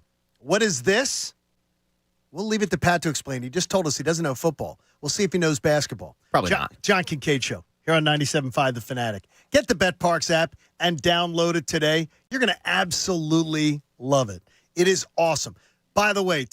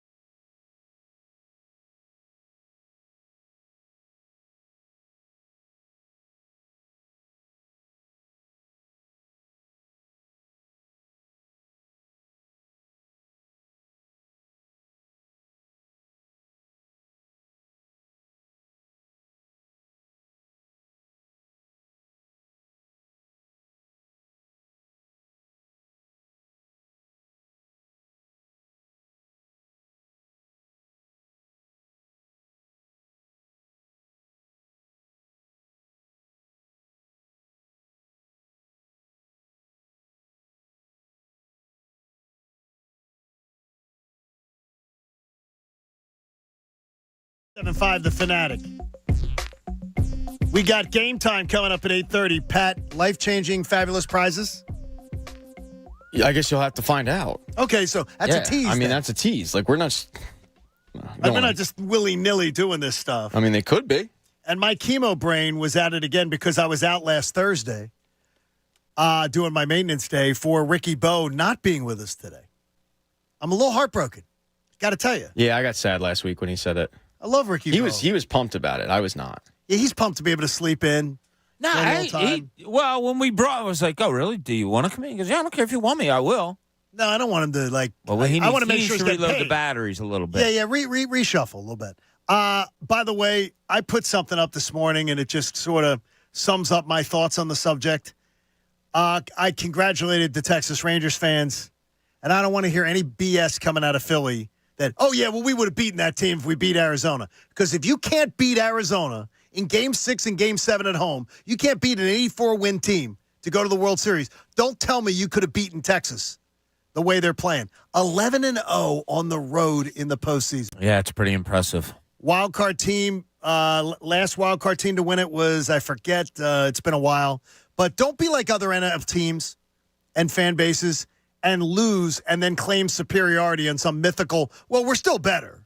We just didn't win. I don't think anybody's going to say that around these parts. See, this is again, Bob, where I don't know. It is all over my timeline this morning. Even Philly's sites. You don't follow this. They would have beaten. If they had won that game, they could have won the World Series. I'm like, come on now. Texas. They lost to a team that had 84 wins. That lost in 5 games in the World Series to another team. Yes. Where do you come up with the rationale that, Phillies would have beat the Rangers? Don't claim superiority. Just go with it and go, hey, it worked out. It worked out. Texas took care of business, and they did what required to do. Now, Pat told us last segment, because he didn't remember that, by the way, I didn't remember it either, Pat, so don't feel bad about it. Oh, I still feel bad about it, yeah. That there was a trade of a coach and that Sean Payton was traded to Denver last year. So when we get to that, Pat says, I don't know football. So let's go to a basketball topic and see what Pat knows about. He's asking if Daryl Morey can do it again. If it means getting someone like James Harden, Pat, I hope you're wrong. This is Pat's point of view. Here's Pat. Hi, guys. Go, Pat, go. Go, Pat, go. Can Daryl Morey get somebody like James Harden? 610 please. 632 No, we don't want that. No, but in all seriousness, yeah, that kind of is the topic. But it's not James Harden. Oh, good, thank you. It's not that guy, but it's a guy of that ilk. It's that player, not that guy. Player. Not that player, not that caliber of person. Now, at least I do. I can't speak for you guys, but I look at James Harden. I look at Daryl Morey as a win now GM. And that's one of the things that a lot of people are pointing out is, well, look, he restocked the cupboard. He got these assets. He's got cap space. Let's see him cook. Let's see what he can do, right? Because he's a, quote, win now GM, and he won't be in it for a rebuild. You remember, though, the last time this guy was kind of in a rebuilding phase, looking to build a program up, it was the Houston Rockets. And that's when he made the trade with Oklahoma City Thunder. He ended up getting a James Harden for Jeremy Lamb, Kevin Martin, a 2013 first-round draft pick, which they actually ended up becoming Steven Adams, pretty good, and a 2013 second-round pick, all for James Harden. You know, like, he was able to identify a guy who was drafted 3rd overall and for whatever reason wasn't being used correctly. He was the 6th man of the year, but probably could benefit from having a larger role, and he fleeced Sam Presti and the Oklahoma City Thunder, and ended up getting James Harden and turning James Harden into what we now know. Can Daryl Morey do that again? Can he go out there and use some of these assets and identify a guy that isn't being used properly in whatever system or whatever team he's on and get that guy? And what faith do you have that he'll be able to do that? Because every move that he made ever since then has really been a win-now move. It's been a reactionary, hey, I'm going to throw every asset to get a Russell Westbrook, to get a James Harden in Philly. But that move right there was, kind of a foreseeing into the future of what a guy could be. That's kind of what he needs to do now. He needs to find that young asset to pair with a Maxey and with an Embiid and build up this core. He was able to do it once, but can he do it again? And what's your faith in him being able to do that? So if I'm trying to figure out both of those things, Pat, what are the hints that it gives you of what he might do? Now, what I'm saying is, what have we known about the comfort level of Daryl Morey in moves that he's made? Now, we're talking about peripheral moves because the big one was Harden. But what are the peripheral moves? They've all involved somebody he has a past with, right? Don't they all seem to be former Houston Rockets, or he played with him, and I was part of this and that? There's a comfort level with him that he does when he goes out and gets people. It's mostly people that he's either seen before or people around him that Comfort level, right. Yeah, so the first thing that came to my mind when you laid it out the way you just did was, who is the best or former best Houston Rocket player out there? That's out there now. You know what I mean? Like, Yeah, I wonder if he goes directly to Houston. But and that would be an issue. Because if he goes directly... I think it's already become one a little bit. If he goes directly to Houston, that Houston team he left sucked. There is nobody from that Houston team that is worth getting and giving up some of these assets for. So if he did that and he went back to the well, it's for a veteran. I'm talking about getting a younger player who is on the rise, not necessarily a veteran who is established and probably on the decline. Okay. And I don't know. I mean, it's been over a decade since he made that James Harden trade and turned James Harden into James Harden. But could he go out there and identify somebody? And this is really where he's going to earn his value with the team. Can he go out there, identify somebody of that ilk that just isn't being used properly, and fleece another organization? Because they gave up nothing for James Harden. He could. Bob, I'd love to make any chance, because it's tough to put you on the spot now. Can you make up a shopping list of potentially guys that you could see being available like that? Well, it's so determined hard by early the year. It's so hard early in the season, right? Because every team has pretty much put together what they deem as the best team they could put together. Is there a handful that just know they're not going to be good and therefore maybe they're... Yes, there is, but they're also trying out players. Think of it. Think of when the Sixers were back. I don't want to go process, but if you think of a time where, okay, you're not going to be a playoff contender or a championship, certainly not a championship contender. What do? You look at the young kids you have and see who you can build with, right? Right. So 3 games into a season, is a team going to give up on one of those kids? No. What you're saying is absolutely true, Pat. Can he do it? I think he can.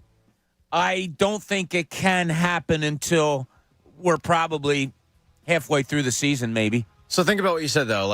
February 9th, would rather. Would a team want to give that young asset up? I mean, it's the same talking point that you could have had about the James Harden trade from Oklahoma City a day before it happened. Would an Oklahoma City want to give James Harden up? Probably not. But he made a package that was for a 6th man. Yeah, I'll give this up. And then in hindsight, it becomes, an absolute fleece job. And that's what he has to do. He has to identify a guy that just isn't being used properly. Now, he had the luxury in Houston of waiting because the window wasn't open in Houston. I mean, the window was he was trying to get the window open. Now, I think the window's closed in Philly, but he doesn't. And because of that, the championship window, if he thinks he doesn't have time to let a guy develop, so he's in between a rock and a hard place. Do you think you're in the minority on that? Yeah, I do. Yeah. Do you? Yeah. By how much? That the window's closed, I mean. I think you're in the minority. 70-30. Okay. I would agree with you. And I think that, Pat, I think that's great awareness on your part, by the way. Yeah. You stick to your guns and what your opinion is, and you realize that most people don't share it. Oh, yeah, I hope I'm wrong But on the this. thing is, my window's only open this big, Bob. For our YouTube audience, this is great. For you on radio, it's not. It's open just where I can stick a little more than a crack. I can put my fingers, I can put my full hand in the window. Other than that, nothing much. So the first thing you have to do is you got to look at the teams. And you cross off the ones that are either championship contenders, real championship contenders, teams that are definite playoff teams. They're probably not making this big move now because they're going to stick with what they've got. So then you go to the second level teams, like the Chicagos, teams like that. I think they're a target because they could be bad. Yeah. They could be really bad by Christmas. Yeah, and is it a case that maybe a team has a younger player that we can't build around him? But Daryl Morey looks at it and says, yeah, but you put him with Joel Embiid, Tyrese Maxey, Tobias Harris. He's that much better. It can be done. I don't think it will be done before February 9th, though. Daryl Morey, Pat, in regards to that conversation you set up here, he was asked yesterday at his press conference about if he regrets trading for James Harden in the first place. Number 7. We didn't make it far enough, so almost by definition, once you know the outcome wasn't what we want, you say, hey, was there something different? In this case, I think it was a very good trade. Obviously, we're in a tough situation then, and when you're in that, and you jump to something, you want to continue to give yourself a chance to win, just like this trade did. Obviously, this one still is to be written a little bit with like some of the assets we got. But when you're in a tough situation, now I'm referencing the original trade that brought James here, often you have to take a bet, right? And that bet won't be perfect because you're exiting a tough situation. This bet I thought was very good. I continue to think it was the right bet. Be clear, I'm not giving ourselves any credit here, but we got closer to advancing than we had. We were up 3-2 against Boston. Oh, my gosh. Look, we wanted to make it farther. So clearly, once you know the outcome isn't a title, you should think about, like, were there any different paths to take? I don't see any, knowing, like, all the things that were available. So I think it was the right bet. We'd do the same thing. I was all with him until he started doing we got closer. Yeah, but he chuckled. I think it was like a throwaway. Please. Look, you got to take yourself back to, and he says, knowing the outcome. Don't know the outcome. Take yourself back to that day when you got rid of Ben Simmons, a guy that we were all lamenting, wanted to get rid of. He wasn't playing basketball. He wasn't playing. So you got rid of him. You gave up Drummond and Curry, and you wind up getting Harden in return. I think at the time, if I'm not mistaken, I know I was, I thought it was a really good trade. I didn't like giving up Curry. I didn't love that. But you had to. You kept Tyrese Maxey. We were all going back and forth. Oh, do you give up Maxey or don't you? You didn't. You kept Maxey. And you gave up other guys. You got the best player out there to get that was available. I still think it was a good trade. It didn't turn out great, but I still think getting one of the best point guards in the league was what that team needed. Now, he says, as it played out, it doesn't, it didn't come to fruition. But at the time, if you can take yourself back to that day that we were sitting here, the day after it happened, I thought we were all on board with it being a really good trade. Here's where he went to, is the idea is he's exactly where, now James Harden, by the way, in his press conference, he's exactly where he wants to be. Look, I think time heals. Look, he wanted to be traded. We did follow through on what he wanted. He chose to handle things certain ways that I wouldn't have. He might feel the same on us, that we should have moved quicker, whatever. He's a great player. He's going to do great things for the Clippers. PJ Tucker as well. I'm glad they're in the West. We wish him well. Had a long run with him, as he said. I think this will just be a blip, and something that we won't remember when we're at James's Hall of Fame induction someday. It tells you all I need to know about Daryl Morey, the man, and James Harden, the man. Daryl Morey, total class act there. Takes some of the blame on himself, puts a little bit of the blame on James, doesn't trash James, does nothing but praise James. James Harden, I'm never talking to that man again. That was what his comment was. I'm never talking to that man again. I won't talk to him again. It just tells me so much about one man versus another. Now, he says, what about your feelings, Daryl? Are you feeling a little bad? You feeling a little hurt? There's always questions like, how do I feel? Who cares? Honestly, the fans should care about, do we win games? Are we on our path to win a championship? It's not about me. It's never should be about anyone in the front office. It's about the players and winning games and winning the title. I love that answer. He sounds like me. I thought it was a Bob Cooney answer. No, I'm not, and believe me, I'm not. But yeah, I would totally probably have said that. Who cares how I feel? Right. Did I lose a friend? Did I thought I have a friend and now he hates me? Yeah, that sucks. But who cares? Joe on the street doesn't care that's going to the Sixers game tomorrow night whether my relationship with James Harden is healed now or not. I love his answers. You said it. I was just about to say it. That sounds like a Bob Cooney answer. Who the hell cares? Yes, you're not part of the. You're not You're not the focus here. You do the things behind the scenes to make everybody happy. You don't need to be happy and let everybody know about it. If you can hold back puking, you can go see some of the comments from James Harden about becoming a Clipper. And if you can hold I have vomit bags, by the way, that I haven't had to use during chemo. You may need it reading some of the comments. And what's very hilarious, and I love to do the word search stuff. I was just going to ask you that question. Google. I go to Google and do the word search. Do you love to listen to what former players that were here say? Absolutely. I got to tell you, I'm exactly the opposite. Out of sight, out of mind. And again, this might go back to my old profession. I don't have to talk to him anymore. I have to talk to the new guy now. My focus goes directly to, all right, what's here?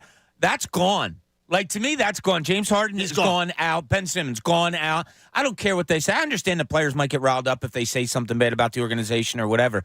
But, yeah, I don't. Pat, what do you like? Do you keep an eye on the former players, or are they gone? They're gone. Couldn't really care less. When they pop off, I get a little uppity. But, like, in all honesty, Ben Simmons is going to say whatever he says. James Harden, whatever.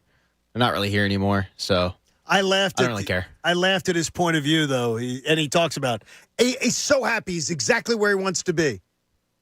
Go back and listen to his Sixers press conference when he first came to the Sixers. He says the same crap everywhere he goes. He's a traveling salesman. And if you need the spoiler alert on how James Harden's playoffs will go, I'll give you the spoiler alert, but I can save it. You can just email me about it. Just is that if they're thinking and they're thinking he's the missing piece, I just gotta laugh. I gotta laugh.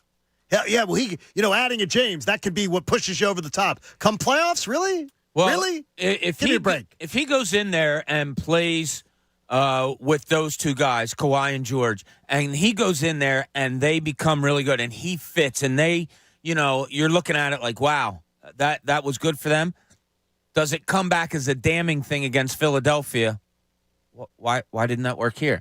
It hasn't worked anywhere with James. So I know, but if he does go there and plays with Paul George and Kawhi and like good things, really good things start to happen, I wonder if some of the, going back, like you like to look at these, if it'll be like, well, why wasn't, is there something here that doesn't allow players to fit? I bet you that will be the talking point. I hope it doesn't, because I don't like players to get that label of nobody can play with them.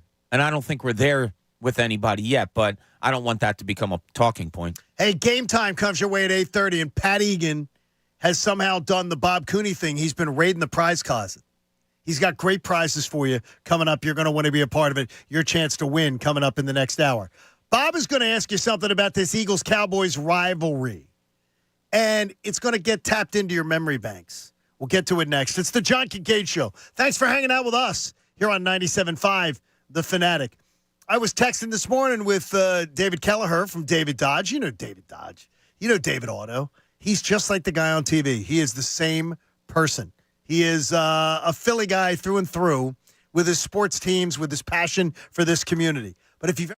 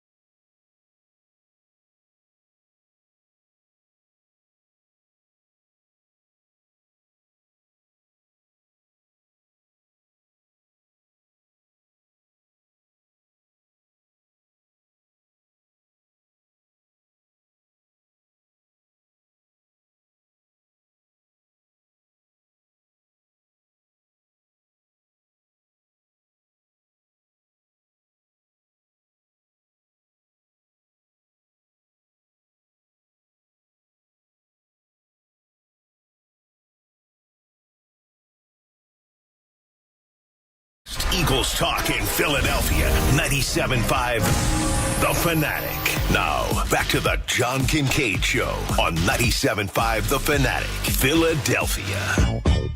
John Kincade Show on 97.5 The Fanatic. Bob's got an Eagles question for us coming up here in just a moment. And it's going to get us involved with memories. Don't sing the Barbra Streisand song, Pat. I know you like to be a songsmith. I will. At times. I will resist that urge. Bob and Pat, put down your computers. I have a trivia question for you.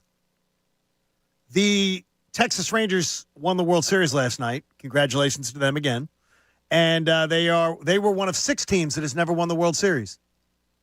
You and Bob go back and forth. Who are the other 5? Pat, San go Diego. first. San Diego's number 1. Yes, they are number 1. Okay. Bob, you got to go back and forth with Pat on this. Looking at anything No, up I'm yet. not looking it up. I just want to clear my mind of the teams. Okay. I will have to say the never won a World Series. Never won a World Series. How about the Pirates definitely won a World Series. How about the no, Minnesota won it. It's not it's weird. It's like your mind goes blank. Detroit Tigers. They've won. Oh, man. 84. I'm out. All right, Bob's out there. So, Pat, you have control of this. Bay. Tampa Bay's never won, correct. I was going to say them. You're right, but they're always good. Damn. Go on. But you got to keep going, Pat. You got 3. I'll go. I'll go. Bob's Colorado jumping. Rockies. That is correct. You think of newer teams there. There's 2 more that have never won a World Seattle Series. Mariners. That is correct. That's a good one, Pat. It's good because Bob, can you get correct. the last one? Probably not, but I will give it a try, and I will say the Chicago White Sox. They won in 1905. They won in 05. That's right, they did. I didn't mean that. I meant to say. Who'd you mean to say? That was a misspeak. You're going with all these teams are from the 1900s, man. Come on. Think. Shut up. Nobody asked you. Think more recent. Come on. You go then. Pick it up. Take it I've been going. I've been getting it right. Well, keep going then. Pat, you had the last one. You had the last one. Angels. Angels have won. Yeah, they won in 2000 02. with the Rally Monkey. I thought it was 02. Yankees. Was it 02? Yeah. The Red Sox. Yeah, the Yankees and Red Sox. It was the Milwaukee Brewers. I knew that. That's a good one. Yeah, the That's a really good one. They've never won. So there it is. There's 5 teams left that have never won a World Series. And thankfully, we're not talking about Philly teams being involved in it. Bob wants to talk about memories, vivid memories for you.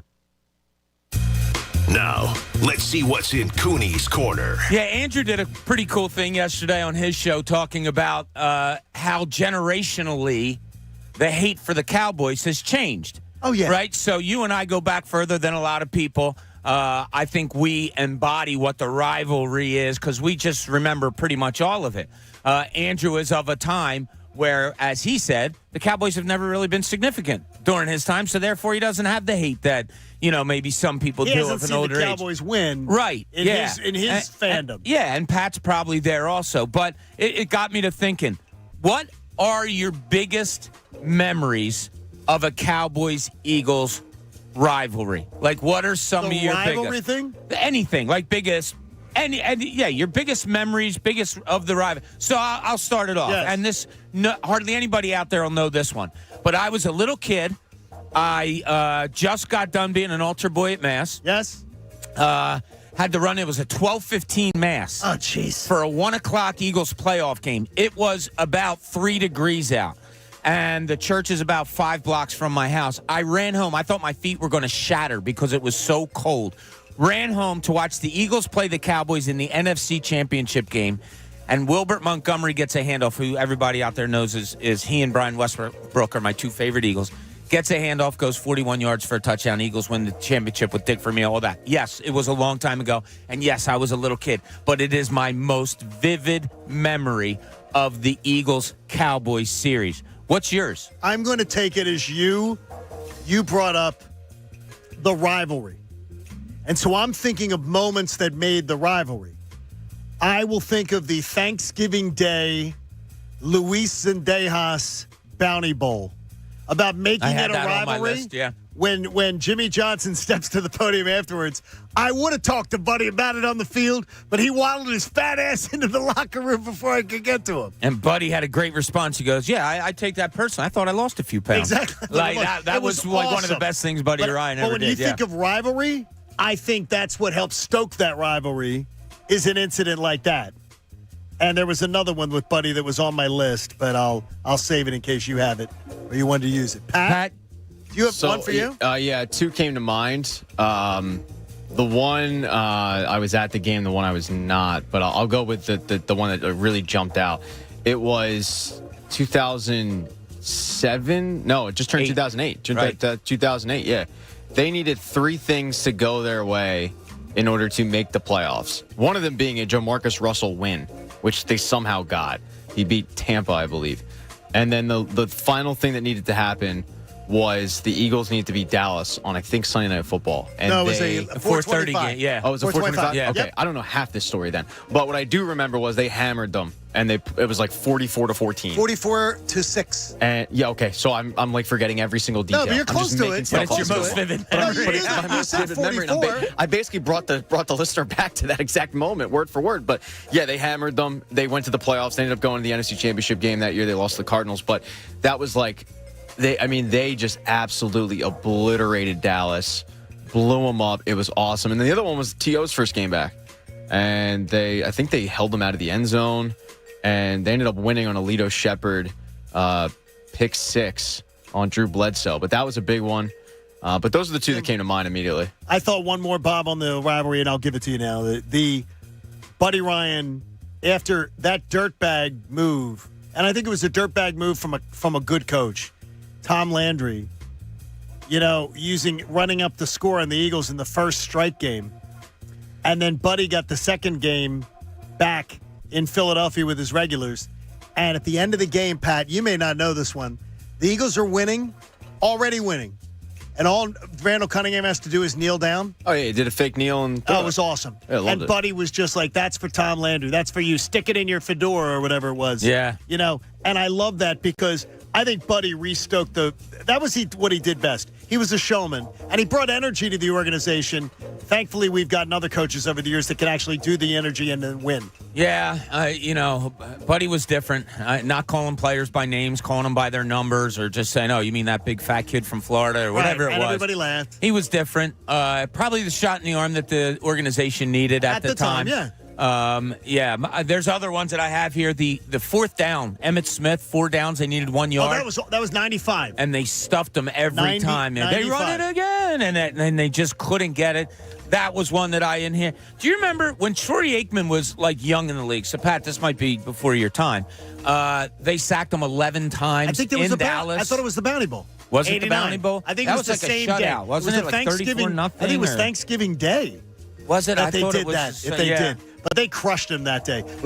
Troy Aikman was so terrorized his first year, and people were like, "You're going to break his spirit." I admire Troy for the career that he built because he put up with that year. He just kept getting up. 1-15. Yeah, that was. Sometimes you got to put in the work to get the rewards, right? And he certainly did that. What about the pickleball? Pickle juice? Or pickle juice game, 2001. Yeah, the home opener. 2000. No, it was 2000. Road opener. Was it 2001? 2000. No, 2000. And that was 41-14. Right. Second year of Andy Reid. 41-14. Deuce Staley ran for over 200, if I'm not mistaken. In Dallas that game. Onside kick on the first play of the game. Correct. The Eagles did, and they converted it. That's a good one, Pat. That's a great one. I got another one. Little different details, Pat. But This is a specific play. Segment. We're getting Pat Previch. Yeah. That stuff for the the Donovan McNabb scramble, like 12-second scramble, and then the throw to Freddie Mitchell for like 60 yards. I don't remember what happened the rest of that game, but they won that, I think, on Monday. Did they? Night. I think they did. Yeah, that was another one. I wonder if people have ones that we're missing. There might be some obvious ones. The night, and Brian Westbrook will have to text. He texts you. He doesn't text me anymore. So if he texts you, Brian will tell you. I think that may be the game where Brian Westbrook also knelt at the 1 yard line. I think it is, yeah. To beat the Cowboys. Because Brian Westbrook was smart and aware. Yeah. One of the smartest people ever to leave Villanova. Well, if he was smart, he would have known he was on my fantasy team that year, and he would have gotten in the damn end zone. He screwed you over? Oh, yeah. Well, then he made up for it when he's he made invited up for you it, to the VIP cocktail area where you guys got invited to the VIP. It's just a happening, John. It just happened. I told the story before. Bob, with you, nothing ever just happens. We were lucky. That year, he cost our championship. Like, that decided the championship. You're kidding me. Yeah, that year. And the guy who ended up losing because of that kneel down, he finally won one year, and Brian was around the studio, and he was like nice enough to make a video congratulating the guy. Oh, that's awesome. That's nice. And my buddy Sean was like, that was better. Getting the video was better than actually finally winning a championship. Was like getting the affirmation of like, hey man, sorry about that, but I was just trying to do what was best for the team. Brian Westbrook is 1A on my whole Villanova thing, Pat. Because you can't meet Brian, you can't listen to Brian, you can't without liking him. And I hate the fact, like sort of like the Jay Wright thing. People are like, you got a Jay Wright in studio. You just got you're gonna love him more than anything. And I'm like, no, I'm not, because I'm not gonna let it happen. I'm not gonna allow myself to look in his twinkly eyes and just everybody. We were down the shore this summer for 5 nights, and 3 different times when somebody knew who I was brought up the fact, well, you know, Jay Wright, he's come in here for breakfast. He's the greatest guy, and boy, did he tip. And I'm like, tell me something bad. He sent back his eggs and was really rude to the waitress. Nothing. I don't want to fall into the Jay Wright vortex of love. I don't want to. I get it. You know, you don't want to either. No. You don't want to either. No, that dude terrorized me for like a decade. He terrorized the city. Well, no, he terrorized because he terrorized North Philly. No, he terrorized North Philadelphia. He terrorized one particular fan base, and I just happen to be a part of that fan base. And Bob is saying right now, okay, I'm plotting. We got to get Jay. He made a lot of people happy. He did. Made a ton of people happy. I thought it was cool to watch a local team. Yeah, I don't. You know me. Thanks, Jay. If that was Temple, I'd be happy. If it was Penn, St. Joe's, LaSalle, anybody, I'd be happy. Yeah, they were fun runs. Like, I love it. It's a local team. You're watching the run. Incredible. And such a good coach. Such a good coach. And just the whole vision that he had. And, you know, I was lucky enough to sit in on practices when I was doing a story one time and sit in his office and talk to him for a while. The whole vision of everything was just right there in front of you. It wasn't just gating the game. It wasn't it was a whole, you know, what do they call it? Villanova Nation or whatever it is. I mean, it's real. When Jay Wright was there, it was real. Well, also, too, Jay Wright going into a living room, you know, and meeting mom and dad. They're falling into the vortex of Jay, too. Yeah. So, I mean, it's just like they fall into that spell. Got that spell. I don't like the spell. So I got to ask you right now, this question's going to be a little... And I want a lot of interaction, if I can, from listeners if you want to get involved, too. And you'll be able to get in at 610-632-0975. I do not believe the Eagles have the coaching advantage on Sunday against Dallas. And I think a lot of people will disagree with me. But I think with Mike McCarthy, the offensive coordinator, and Dan Quinn, the defensive coordinator, I think the coordinator matchup is lopsided on Sunday. I've already told you before. I feel great about the Eagles' chances to win. Not like it did against Miami, but I feel great about this game. But I do not believe they have the coaching advantage. I think both coordinators are, in fact, a little overmatched in this matchup against Dallas. Dan Quinn is considerably better than Sean Desai right now just because of experience. And I don't think it's I'm not trying to knock Sean Desai. I'm just saying Dan Quinn is one of the best defense coordinators in the game, period. And McCarthy, the offensive coordinator, he's got a huge advantage over Brian Johnson as far as just know-how, knowing what's going on. Yeah, probably, maybe, perhaps, however you want to put it. Sean Desai has shown he could do something really good. I thought his game plan against Miami was phenomenal. I thought the team executed it. I thought that if you really watch the defense against Miami, that vaunted offense, that you could see an absolute defensive game plan in place and executed well. So you have that to fall back on with Sean Desai. And then with Brian Johnson, like I just find myself saying, are we overlooking that they're the third best scoring team in the NFL, that they've put up the third most yards in the NFL, that they've done so many things well offensively, and yet he's got the biggest loaded deck in the NFL. Yeah, but their offense, and that includes it's Kansas pretty much City, by the way. Right, their offense is the same as last year. There wasn't much change. You have DeAndre Swift instead of Miles Sanders, and we know what Miles Sanders did last year. So this team is scoring at a better clip than that one. They're a tenth of a point behind. Right. But they're right there. They're 28. Last year they were 28-1. They're 28 this year. So same thing. Yeah. Same thing. Do we have any complaints about the offense? I do. I mean, should we have the as red many? zone's terrible. Red zone is not good. Well, That's it's gotten something a little better. It's gotten a little better. I should say that. That's not fair of me. It's gotten better the last couple of weeks in some ways. The fumbles last week, Brian Johnson's not to blame for fumbles. No, the turnovers are too many. And, we talked about it. Well, whose fault is it? It's somebody's. We had a caller earlier say, well, the interception that Jalen Hurts is throwing, it's not his fault. Well, it's somebody's. It's not the fans' fault. It's not the weather's fault. It's not the coach's fault. It's somebody's, whether they're tip balls or not. Well, if you're throwing a ball that's getting tipped, that's a bad throw. So the turnovers just play, right? Sometimes. Yeah. I mean, players are going to make. Yes, exactly. But somebody's at fault. So I guess on paper they have better coordinators. I don't think it's close. But I mean, how many times do we come out of a game and think, oh man, the coordinator really got the other coordinator on that I think. I don't know.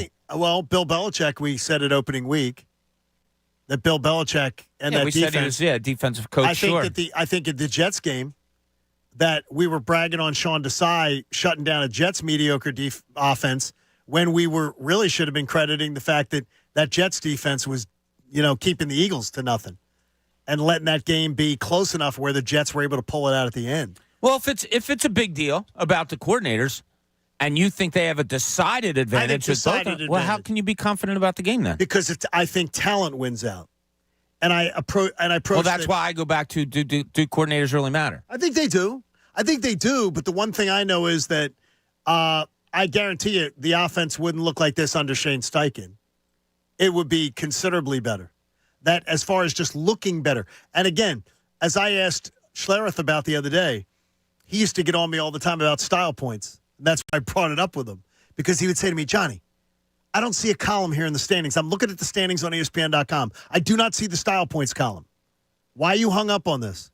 Because a team can win games, bad-looking games, in September, October, and by the time December comes around, they could be humming like a Ferrari, and the style points don't matter. It just matters how you win. And so I'm just saying I think they miss Shane Steichen big time. As far as, even though it's working, it's not. It's going to those mistakes, the dumb mistakes, the poor play calling in the red zone.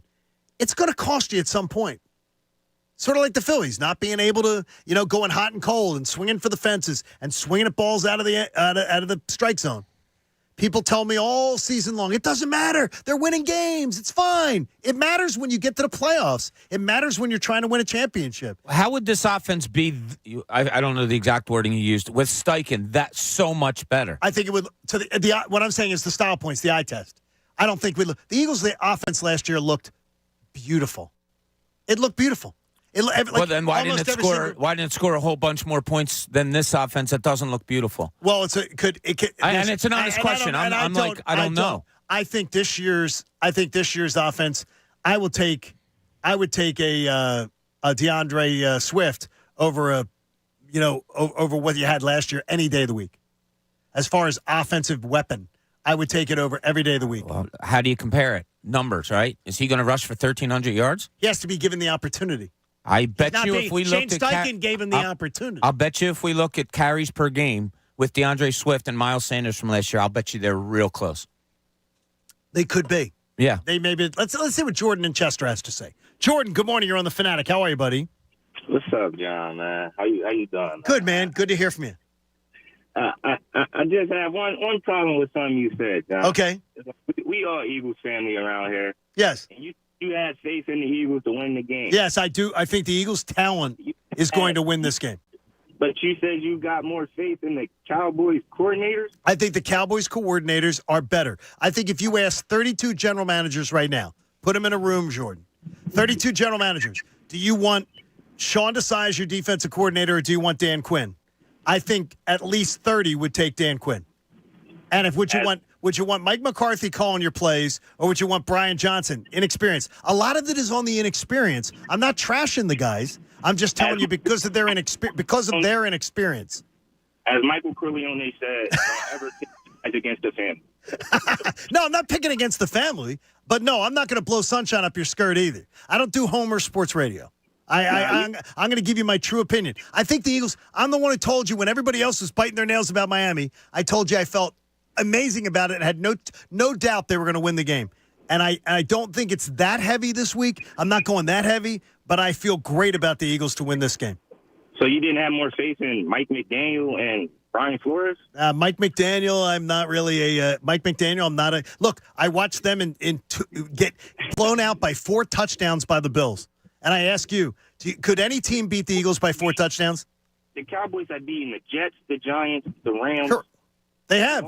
And who did they lose? And who did they lose to? As I'm pointing out, they lost to the worst team in the NFL, and they lost to another team in the 49ers by 4 touchdowns. Did you have faith in Quinn in that game? What do you say? Did you have faith in Dan Quinn in that game? Yeah, you're gonna tell me that you think Dan Quinn is not a better defense coordinator than Sean Desai. Right now in their careers. Sean Desai's in Philly, so I'm taking Sean. Okay, I got you, Jordan, and you're a good man there. Thank you, buddy. That's just being. I can't just be the homer. He's the better defensive coordinator. He's had numerous seasons where he has been highly, highly successful. Sean Desai may get there. I just think it's the inexperience. And it's one of the things, Bob, I'll go back to. You had an NFC championship team, a team that went to the Super Bowl and lost in the last 4 minutes. And you decided to go with 2 inexperienced coordinators. I hope that we are not talking at the end of the year about that being the difference between this team finally getting another parade, and what happened. Because to me, that really is one that it's something that will leave me scratching my head. Let's put it that way. Yeah. Are they growing into the position? Are they going to get better as the year goes on? Like you said, the red zone stuff is getting a little bit better. I thought Sean Desai had a great game plan against Miami, not so much against Washington. Is this the case of they're so confident in them that they knew there would be early struggles, but by the end of the season, they'll be a whole lot better through experience and all of that. I guess that's the hope, and maybe that was the outlook of it all. And also, too, I think, Pat, we would have had a different defensive coordinator if Jonathan Gannon's shenanigans maybe didn't happen. Yeah, you would have had Vic Fangio. And I think, are we of the agreement? He would have been, though, but he would have been the guy, right? It's not even agreement. Like, you had Schefter flat out kind of tell us. It's one of the reasons they brought him in. They expected to lose Jonathan Gannon, and they wanted to kind of bring him in the building and get ready for it. But we are forgetting one thing that goes in the Eagles' favor. It's a big advantage. You're pointing out that the coordinators, and you're saying that Mike McCarthy, play calling and all that, and he is the head coach, and he does call the plays. But the actual offensive coordinator is Brian Schottenheimer. Yeah, that is a giant advantage to the Eagles. Because that dude is trash. But he doesn't call the plays. I don't care. He's on the sidelines. He's wearing a Dallas Star, and that guy doesn't have a damn clue what he's doing. He is the definition of nepotism, and every team he's been on has sucked offensively, and somehow he keeps getting jobs like Josh McDaniels. Do you want to do the can he give you the personal Brian Schottenheimer story? Go ahead. We were married the same day, back to back, same resort, and had to sit through the same. They make you at Sandals meet with the pastor, the minister that was going to marry us. And so Schottenheimer and I were across the table from each other, both getting the same lecture. That, that beautiful woman who's going to be waiting at the end of the aisle this morning? She's going to be the same woman, as the pastor says, that is riding your ass. That is making, pissing you off on, a couple days a week. Are you still going to love her? Do you love her? Like, he gave us this scary marriage speech. Because I guess, and I later asked him, I said, that's a rather dark speech. And he goes, people are getting married at a resort, John. A lot of people will come to the resort on vacation and then decide to get married. He said, I'm trying to make sure that they know what they're doing before they do it. I don't think she did know what she was doing. She married an offensive coordinator who doesn't know how to run an offense. They're still married. Good for them. That's good for them. They got a beautiful family. I'm pretty sure if Brian Schottenheimer was the offensive coordinator for the Eagles last season, the Eagles would have averaged 17 points a game. I'd hate the hire. I can't stand Brian Schottenheimer, if you can't tell. Well, I've never liked him. I don't like the... If his name was Brian Smith, he never would have been hired. But it's Schottenheimer, so, oh, my God, okay, here you go. Here's a job. I think about that. I think about that, too, with the thing. You talk about it with broadcasting all the time, Pat. Yeah, but it's coaching, too. I mean, Rob Ryan is another example of a guy that just, he never was a good defensive coordinator. Somehow he kept getting jobs. That's the NFL, Well, though. Dad hired him once. Yeah, and then all of a sudden, I don't know if he hired him once. That's the NFL. That's the reality of it. When you get into the NFL and you get a job in the NFL, you have a job for life because you make connections, you get fired, you get rehired somewhere, and Josh McDaniels will run back to daddy, and he'll have a job, as an offensive analyst. And something's going to happen there. Absolutely. That's what they all do. They run back and say, Dad, can I have a job? Bob Cooney again. Bob Cooney again, very insightful. Yeah. Through 8 games last year, Miles Sanders 131 carries. Through 8 games this year, 117 for DeAndre. So it's close. I mean, it's close. It's like it ends up being like 2 a game. He didn't get any the first game, did he? Or did he get one? He got one that stupid game, which could have changed everything there. It's just as thought as we get into this at Eagles Dallas week. So much going on in this. The Pat wants to know that about a move that San Francisco made. And does it matter? And does it matter to us? Plus, we'll have game time at the bottom of the hour. John Kincade Show on 97.5, The Fanatic. Hey, guys, got to tell you, imagine if your favorite casino came with an undo button. Well, guess what? You get that. With FanDuel Casinos, play it again. Get up to $1,000 back if you're down after your first day. Play your favorite table games and hundreds of slots for real cash. You'll see why FanDuel Casino is the #1 rated online casino app. So many great things with their daily and weekly promotions. When you play with a live dealer. And if there's ever any questions you may have, well, they have an in-class customer support team that's there to help you all the time. So sign up for FanDuel Casino with FanDuel.com/Bob today and play it again with up to $1,000 back if you're down after your first day. That's FanDuel.com/Bob. 21 plus and present in Pennsylvania, must not have previously placed any wager on FanDuel Sportsbook, FanDuel Casino, Betfair Casino, Mohegan Sun Casino, or Stardust Casino. Refund issued as non-withdrawable casino-only site credit that expires 7 days after receipt. Restrictions apply. See full terms at FanDuel.com/casino. If you have a gambling problem, call 1-800-GAMBLER or visit FanDuel.com/RG.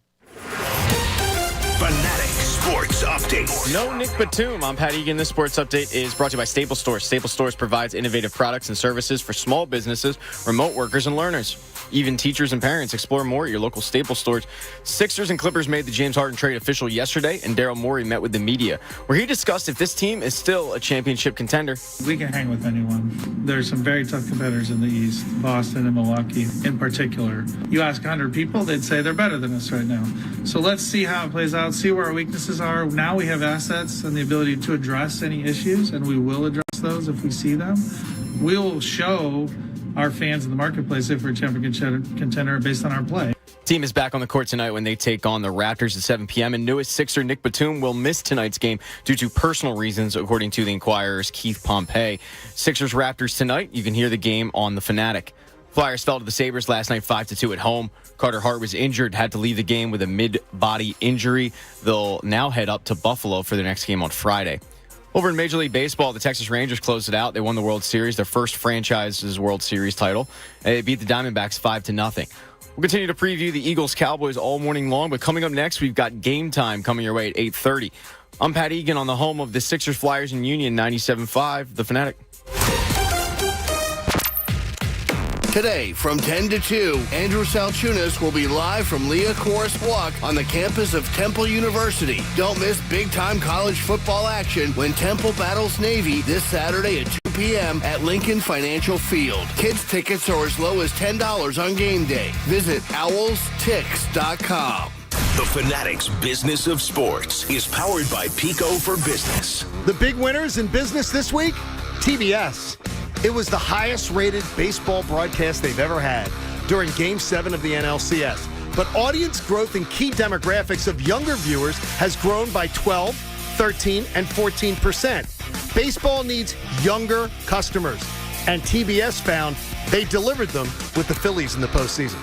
Businesses of all types and sizes are saving money with Pico because Pico's got the financial incentives and technical expertise to help you reduce your energy use and to save cash. See how Pico's helping businesses like yours take greater control of their energy costs to improve their bottom line. Simply complete a customer survey on Pico's digital portal and an energy profile. The report will be generated for you, and this profile is going to provide specific recommendation based on your facilities, equipment, and energy use with great ways to save while either maintaining reducing or increasing productivity. Paid for by Christian Care Ministry. Let's see, if something costs less, but people are happier with it, that sounds like something to look into, and that is MediShare. Maybe you've heard switching to MediShare to pay for healthcare can save many families up to $500 a month, and that is huge. But it's also true that people are way more satisfied after making the switch, too. The member satisfaction rate for MediShare is double that of the typical health insurance plan. Double. MediShare works, too. It's been around for 30 years. Members have shared more than $5 billion of each other's bills. People love having telehealth and a huge nationwide PPO network. So, yeah, really, you can save a ton and like it better. Imagine being happy with how you're taking care of your health care. So if you're self-employed or part of the gig economy, or you just want a plan you're happy with, you can call right now. You'll get a price within 2 minutes. So see what you can save. This is a very, very smart use of 2 minutes. Here's the number you need. Call 855-51-BIBLE. That's 855-51-BIBLE, 855-51-BIBLE. When my daughter gets a cold, I have a secret weapon. Dayquil Kids Berry from Vicks. Dayquil Kids is specially formulated to treat kids' most bothersome cold and cough symptoms quickly. And the best part is that Dayquil Kids Berry tastes really great. Aren't you supposed to be resting? Maybe. Dayquil Kids Berry. The Kids Berrylicious daytime congestion, coughing, stuffy head, stuffy nose, just for kids. Medicine. Safe for kids 6 years plus. O'Reilly. Protect your engine better with Syntec Full Synthetic High Mileage Motor Oil, only at O'Reilly Auto Parts. Syntec High Mileage is formulated for today's engines with over 75,000 miles. Now get 5 quarts of Syntec High Mileage and a MicroGuard Select Oil Filter for just $34.99. Limit supply. Visit O'Reilly Auto Parts for details. O'Reilly Auto Parts. At Grainger, we're for the ones who specialize in saving the day and for the ones who've mastered the art of keeping business moving. We offer industrial-grade supplies for every industry with same-day pickup and next-day delivery on most orders, all backed by real people ready to help. So you can get the right answers and products right when you need them. Call quickgrainger.com or just stop by. Grainger, for the ones who get it done. Introducing a completely redesigned Dick's Experience, a reimagined sports destination with an expanded assortment of the latest apparel and footwear styles from Nike, Adidas, Kalia, and The North Face, and the best gear to improve your game, plus interactive experiences. Test your skills inside the HitTrax multi-sport cage or perfect your swing in our TrackMan Golf Simulator. Welcome to an entirely new next-generation Dick's. Grand reopening weekend, November 17th through 19th in Oxford Valley and Willow Grove. Franklin Mint Federal Credit Union offers free checking without the fine print. That's right, straightforward and simple. Enjoy no minimum balance requirement, free online statements, free fraud monitoring services, and get an instant issue debit card. Open your free checking account at fmfcu.org/no fine print or at an FMFCU branch. Franklin Mint Federal Credit Union. Membership eligibility applies. Federally insured by NCUA. Hey guys, Andrew, inviting you to join me for 3 days in sunny Clearwater for the spring training trip of a lifetime with Philly Sports Trips. Oh, I love this. We had a blast last year, so get your deposit in now and reserve your seats. We're staying at the beautiful AC Hotel in Clearwater, heated pool, beautiful beach, and center the action with a direct flight on Friday from frigid Philly to the first of 2 that night. 2 games, 3 days, and back home on Monday. This is the spring training weekend you can't miss. Go to phillysportstrips.com now and reserve your spot with a small deposit. phillysportstrips.com. Now, back to the John Kincade Show on 97.5 The Fanatic, Philadelphia.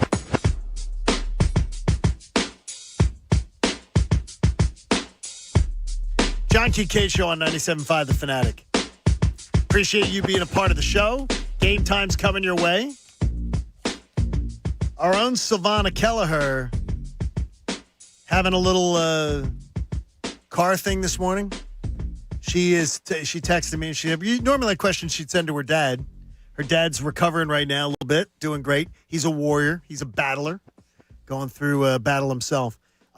She came out and her car was saying that all 4 tires are a little low.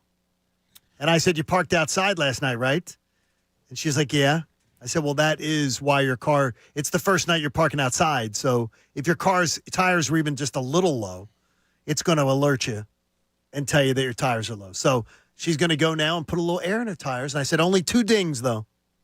2 dings of the bell. Don't go any further than that. It's funny if you go to like a Wawa that has the free air on games like today or days like people are today. lined up, right? Oh my God, it's on through the roof. Yeah. I mean, it's unbelievable like that. But Silvana's tough. She can take care of herself, which is great on that. Now the question is, Pat told us earlier he knows nothing about football. No. I'm quoting you. But he wants to ask a question about a move the San Francisco 49ers made and how it relates to us. This is Pat's point of view.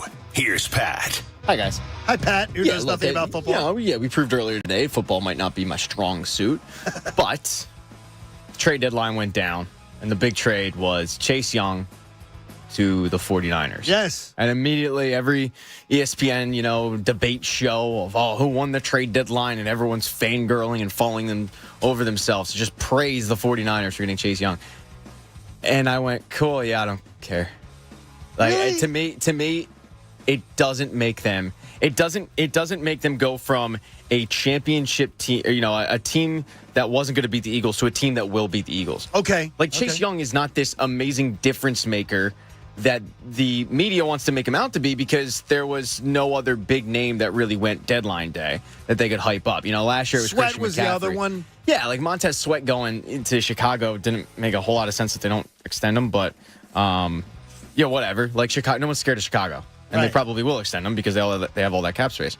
But Chase Young was the one of like, all right, contender loading up, and the Eagles obviously did that earlier with Kevin Byard. But to me, they went in to the deadline behind the Birds, and even with this move, they're still behind the Birds, having lost a 3rd round pick, and they are going to be in absolute cap hell next season. So I kind of chuckle when, I see the viral clips going around of like who won the trade deadline, and everyone's just, oh my God, San Francisco. They just love themselves from San Francisco, not realizing they lost 3 straight.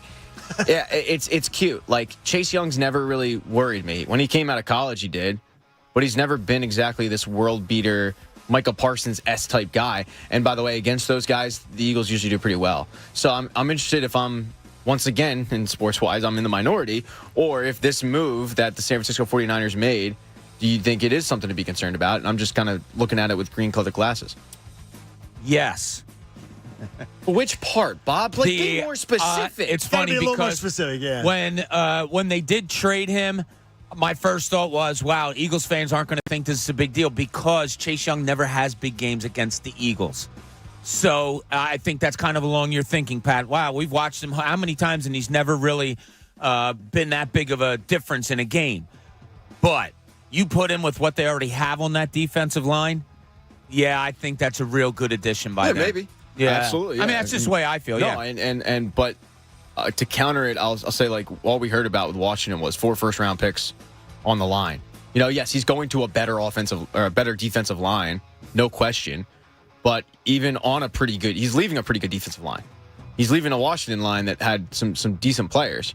They just got a 2nd, 3rd round pick for 2 of them, him being one. So I'm not overly scared about a guy who, is having probably his best season so far.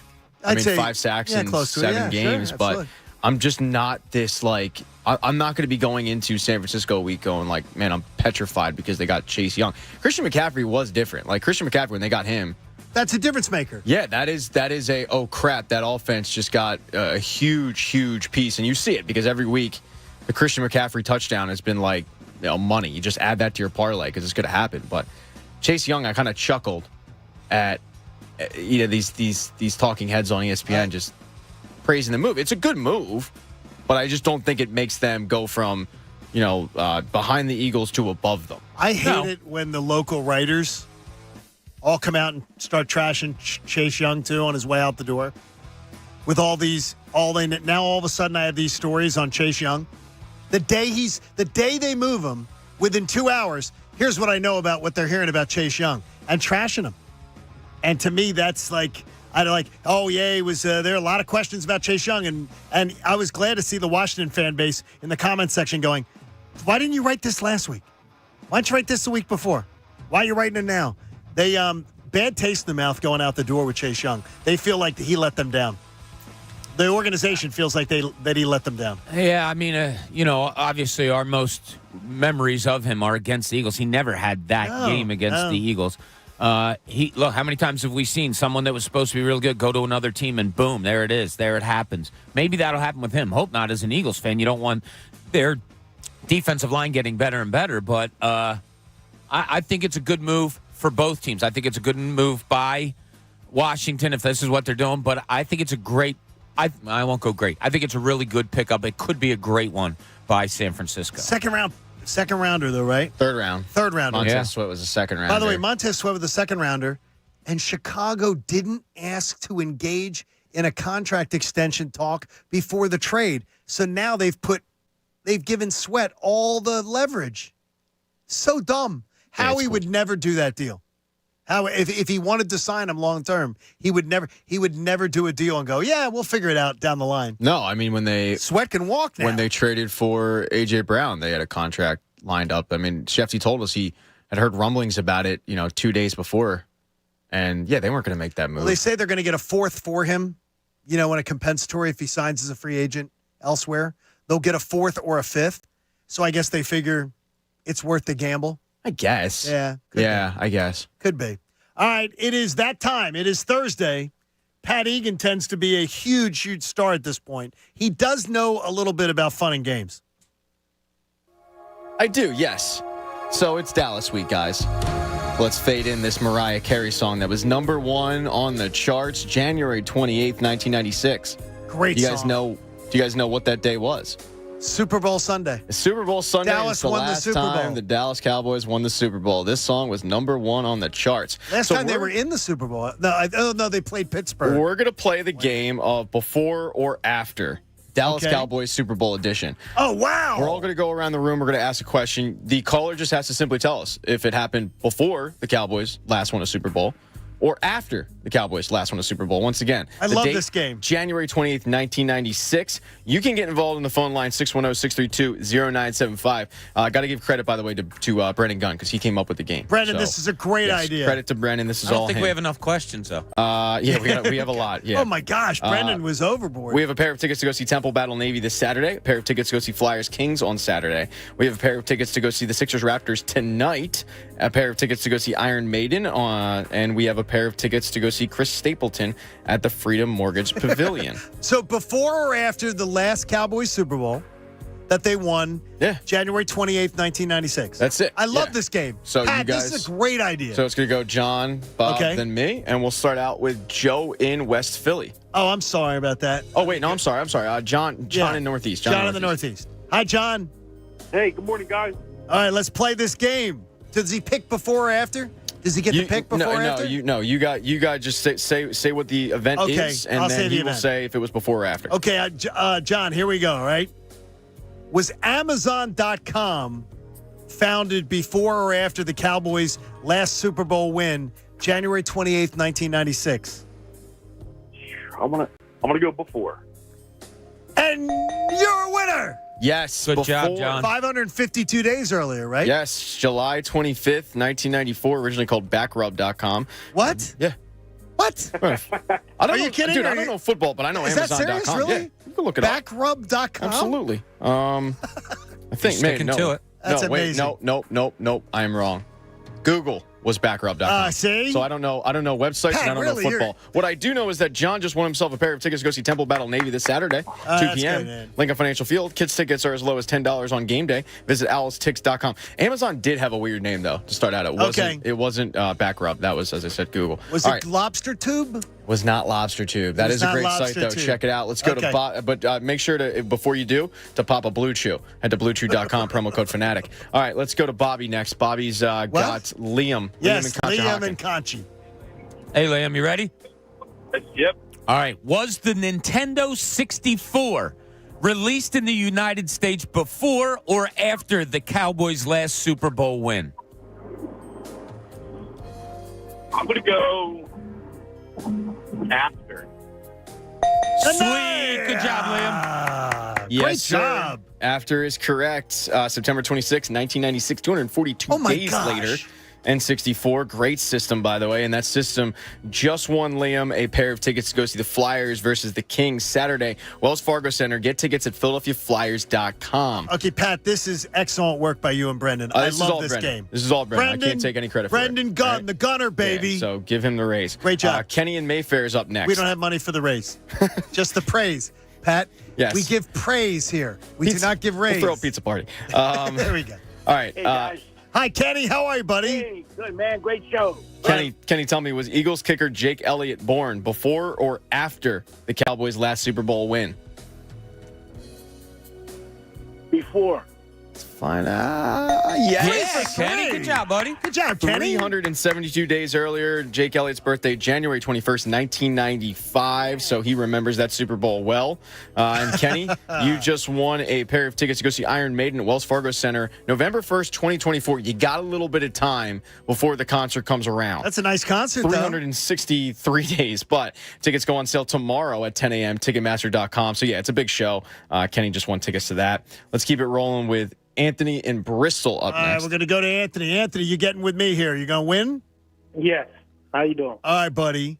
Was Tupac murdered before or after the Cowboys' last Super Bowl win on January 28th, 1996? Before. Oh, it's our first loss. He was murdered on September 7th. Yes, September 7th, Labor Day 1996. weekend. Labor Day weekend, I believe. 23 days later, yes, unfortunately. Right around that. I'm sorry, buddy. Yep. All right, let's keep it going with Bobby. Bobby's up next. Bobby's going to be with Rich, right? And he's going to be with Rich in Cherry Hill, exactly. All right, Rich, you ready? What's up, buddy? Did Coca-Cola release their citrus soda, Surge, before or after the Cowboys' last Super Bowl win? Oh, I'm going to go after. There's Nice a win. job, Rich. There's a win, Rich. After is correct. Coca-Cola. I don't even remember Surge. Surge was incredible. February 7th, 1997. 376 days later. I'll tell you what. You have Surge and the Monday Night Raw back in 1997. That was living, Johnny. Surge is high. Was it a high? Yeah, it was like it looked like just absolute sugar, chemically, chemicals. It looked like something that would make you grow 3 heads, but it was delicious. They got rid of it though. But he is now going to the Raptors Sixers tonight at Wells Fargo Center to purchase tickets for any 76ers game. Visit Ticketmaster.com/Sixers. All right, next up, this is for you. Have Anthony in Delco. Anthony. Morning, boys. How are you? Bring home a winner, Anthony, with Pat. Anthony, tell me right now, while serving as O.J. Simpson's lawyer, did Johnny Cochran say his famous phrase, "If it doesn't fit, you must acquit"? Did he say it before or after the Cowboys won last Super Bowl? After. Oh, just before. Yeah, it was before. It was 227 days earlier. He said it on June 15th, 1995, and the jury followed suit. They acquitted him. So, apologize. Yeah, but unfortunately, don't win. You're a winner in our heart, though. You're a winner in the heart. Yeah, dude. John, you're up next, bud. You got Ray in Washington Township. Okay, go to Ray. Ray, how are you, buddy? Donnie, how you doing? Let's see if we can make a winner here, Ray, all right? Did the hit song The Macarena by Los Del Rio hit the #1 spot on the Billboard charts before or after the Cowboys' last Super Bowl win on January 28th, 1996? Oh, I'm going to say The Macarena. after. That's a winner. After is correct. Very close, though. Razor August thin. 3rd, 1996, 188 days later. That's when we had the Macarena. I hated the Unfortunately, hit Billboard charts. It wasn't a great time. God, I hated it. It wasn't a great time. But yeah, all right. But he did just win, by the way. He did. And he won a pair of tickets to go see Chris Stapleton at Freedom Mortgage Pavilion on June 6, 2024. Tickets go on sale tomorrow at 10 a.m. at Ticketmaster.com. So Tupac gets murdered a month after the Macarena's released. Good music leaves us, and bad music replaces it. Circle of life, I guess. Matt no, that's a Disney song. Matt on the Cell. That was a good song. Matt on the Cell is up next, and you're playing with Bobby. Hi, Matt. Bobby. All right, Matt, here we go. And speaking of Disney, was the first ever completely computer-generated movie, one of my favorites, Toy Story, released before or after the Cowboys' last Super Bowl win? Before. Yeah, baby. That's a great. Yes, Matt knows That's Toy razor Story. thin. Good job, though. Matt. Yeah, 2 month margin. Matt here. went to infinity and beyond, and because of it, Matt is also going to go to Chris Stapleton at the Freedom Mortgage Pavilion on June 6, 2024. Tickets go on sale tomorrow at 10 a.m. Ticketmaster.com. Toy Story, by the way, released September 9th, 1995, 141 days earlier. That's amazing. So, yeah. All right, Great let's job, go. Let's buddy. get 3 more in here. Let's Okay. go to Deke in North Wales. What's up, Deke? Oh, no, I'm sorry. Here, hold on a second. What's up, Deke? How are you, Deke? Yo, what's going on, fellas? Let's see if we make you a winner here, all right? All right, let's do it. All right, Deke, did the Hubble telescope reveal images of Pluto's surface for the first time before or after the Cowboys last won the Super Bowl? I'm thinking after. I'm going after. Yeah, good choice. Yes, after is but correct. really close, though. March 7th, 1996. It was 39 days later. We finally got a look at what Pluto looked like. And the Hubble's telescope showed that the Cowboys had no future. We were able to see they had no future after that. But whether there's a future here for Deke because he's going to the Flyers Kings on Saturday at the Wells Fargo Center. Get tickets at PhiladelphiaFlyers.com. So that's Deke's future. Guys, there's so many great stuff. Yeah, let's go to 2 more here. Let's go to Scott in Northeast. Scott in the Northeast. Scotty, how are you, buddy? Hey, how's it going, guys? I think I'd say great day. We're trying to have a great day, trying to make a bunch of people winners today. Did Princess Diana tragically pass away in a car accident before or after the Cowboys' last Super Bowl win, which came on January 28th, 1996? Princess Diana. I would say a little after. After is correct. Absolutely. And she died Labor Day weekend. Yes, unfortunate job, passing. Scott. Good job. But Scott ends up winning a pair of tickets to go see Temple Battle Navy this Saturday, 2 p.m. at the Link. Kids tickets are as low as $10 on game day. Visit owlstix.com for details. And that's game time this week. That's game time. Great job. Just a little trip down memory lane. Hey, Brendan Gunn, that's producing, dude. That is really, really good work. That was a lot of fun. Yeah, he crushed it. Did you? I would not have gotten them all. Like our listeners, our listeners had one loss. Yeah, I would absolutely not have gotten I would it all. not have gotten them all. And Brendan was a sneak because he found ones that were like really close. Yeah, this was very good job by Brendan. It was fun. That's fun. And good job by you, Pat. Maybe that Wally Pip comment he made earlier this week was accurate. I want to tell you this. The Tullamore Dew, our friends at Tullamore Dew, which my wife had said around 2 weeks ago, if I don't stop doing the Tullamore Dew commercial in the house. Very catchy. Cancer was not going to take me out. She was. So that was the warning. So I had to be careful with that. Well, the Tullamore Dew Beautiful Blend of the Week is brought to you by Tullamore Dew Irish Whiskey, the original triple distilled, triple blended, and triple cask matured Irish whiskey. Because when it's game time, it's Tully time. I think the Beautiful Blend of the Week is the blend of the return that Daryl Morey got in the James Harden trade. Because one of the complaints that I had about coming in here was that Daryl Morey is a guy who literally he runs up your credit card, he takes your assets and he throws them at something and he hopes that it works. And I didn't like a lot of that approach. Well, he's corrected it all. All he needed was a little patience. He's corrected. He's restocked the shelves. He's created those bodies, those expiring contracts to give this team a chance again. So Daryl's done a good job there. We'll see if it changes the hopes of the Sixers down the stretch. Check out Tullamore Dew Irish Whiskey, the original triple distilled, triple blended, and triple cask matured Irish whiskey. Because when it's game time, it's Tully time. Sounds like Tully time. I don't know about 8:43 on a Thursday morning.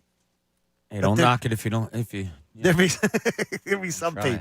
I have a question about the 46 number, and I'm not talking the old Buddy Ryan defense. That's the over-under for Sunday night. Something tells me that's sneaky.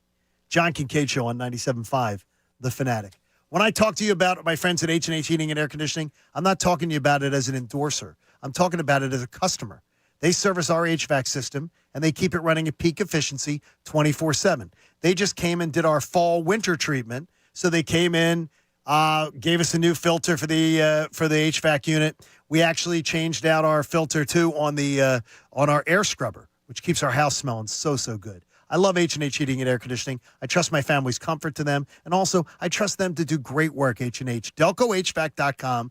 Knowledgeable, customer-focused, solutions-oriented. They're on time, they're on budget, and they're on point. For a limited time right now, go to DelcoHVAC.com. Schedule a gas furnace tune-up for just $79, including a free carbon monoxide check. Now, some of you may need a new system. If you think you do or you know you do, they've got special financing right now. They're an independent Trane dealer. You can get special financing up to $1,200 in rebates on qualifying systems, subject to credit approval. And they're going to take great care of you. DelcoHVAC.com. They'll take care of you in Chester County, Montgomery County, Philadelphia, South Jersey, Delaware. It's just where it started. It's Delco HVAC. The Hoke brothers got you. Go, DelcoHVAC.com. Fanatic Sports Update. It's Dallas week. I'm Pat Egan. This sports update is brought to you by the BetParks app. When you're open the BetParks app, you're in the zone. It's all your favorite casino games at your fingertips. Plus, new users get a $1,000 casino bonus back if you're down in the first 24 hours. You play for fun. You love to win. You bet Parks. Must be 21 in NPA, New Jersey. Gambling problem? Call 1-800-GAMBLER.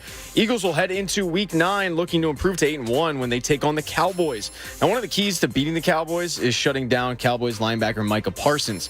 Yesterday, ESPN's Tim McManus joined the best show ever and pointed out that shutting down Parsons is something the Eagles are pretty good at. The Eagles have been great at slowing him down. He's played the Eagles 3 times in his career, and he only has a half a sack. Like, that's pretty abnormal for a guy who just produces and produces. That full interview can be found on 97.5thefanatic.com. Sixers and Clippers made the James Harden trade official yesterday, which means Marcus Morris, KJ Martin they could at least make their Sixers debut tonight. Nick Batum will be out due to personal reasons, according to Inquirer's Keith Pompey. Sixers take on the Raptors at 7 p.m. That's a game you can hear on the Fanatic. Flyers fell to the Sabres last night 5-2 in a game that saw goalie Carter Hart leave with an injury. No word on the severity of the injury or if Hart will be available when the team heads to Buffalo for their next game on Friday. I'm Pat Egan on the home of the Sixers, Flyers, and Union, 97.5 The Fanatic. Philly Sports Tonight. Discussion on the big stories we've been talking about all day. Coming up tonight at 6 on 97.5 The Fanatic and 97.5thefanatic.com. Hi, I'm Patrick Fingles, founder of New Look Home Design. And I'm Jess Fingles, manager at New Look Home Design. What are you doing here, Jess? Well, little brother, I'm doing the same thing you've been doing for over 20 years, offering a fantastic deal on roofing from a fantastic company. Oh, is that right? Yeah, that's right. In fact, people refer to me as the better Fingles. So I figure I should give people an even better deal on roofing. Right now, save 50% on all roofing materials, plus get a staggering 5 years interest-free financing. And lastly, we'll throw in a manufacturer Golden Pledge warranty. What are you doing, Jess? That's crazy. Well, Pat, as manager of New Look, I see things differently than you. I'm responsible for a great customer experience. I ensure every job goes smooth, and now I'm ensuring everyone gets the best deal. Sounds like you really are the better Fingles. Don't wait. Call 800-279-5300 or visit newlookhomedesign.com. Better deals from the better Fingles. Finding great candidates to hire can be like, well, trying to find a needle in a haystack, but not with ZipRecruiter. Its powerful technology actively finds and invites qualified candidates to apply to your job. So while other companies might deliver a lot of hay, ZipRecruiter finds you the needle in the haystack. See why 4 out of 5 employers who post a job on ZipRecruiter get a quality candidate within the first day. Try ZipRecruiter for free at ZipRecruiter.com/free. That's ZipRecruiter.com/free. Do you hear that? That's the sound of holiday joy at the Home Depot, where you can find everything you need to get ready for the holiday season, like all new festive outdoor decor. Spread more joy this season with holiday decor that is uniquely you, like our new 3.5-foot Santa and Elf inflatable, each just $19.98. Available in store and online. Get holiday ready right now at the Home Depot. How doers get more done.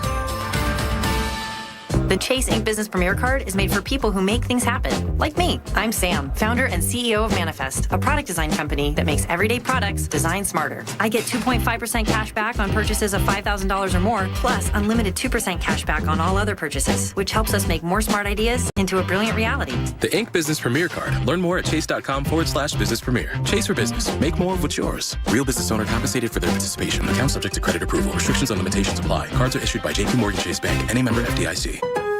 Get big savings and big rewards during Pro-Vember at Lowe's. Right now, MVP's members earn 3 times the bonus points on DeWalt products and save $200 on a DeWalt sliding compound miter saw. Plus, earn 3 times the bonus points on Little Giant products and save $70 on the Little Giant multi-position 14-foot ladder. Lowe's knows savings. Lowe's knows pros. While supplies last, selection varies by location. Bonus points calculated before taxes and fees after applicable discounts, if any. Valid through 11/22.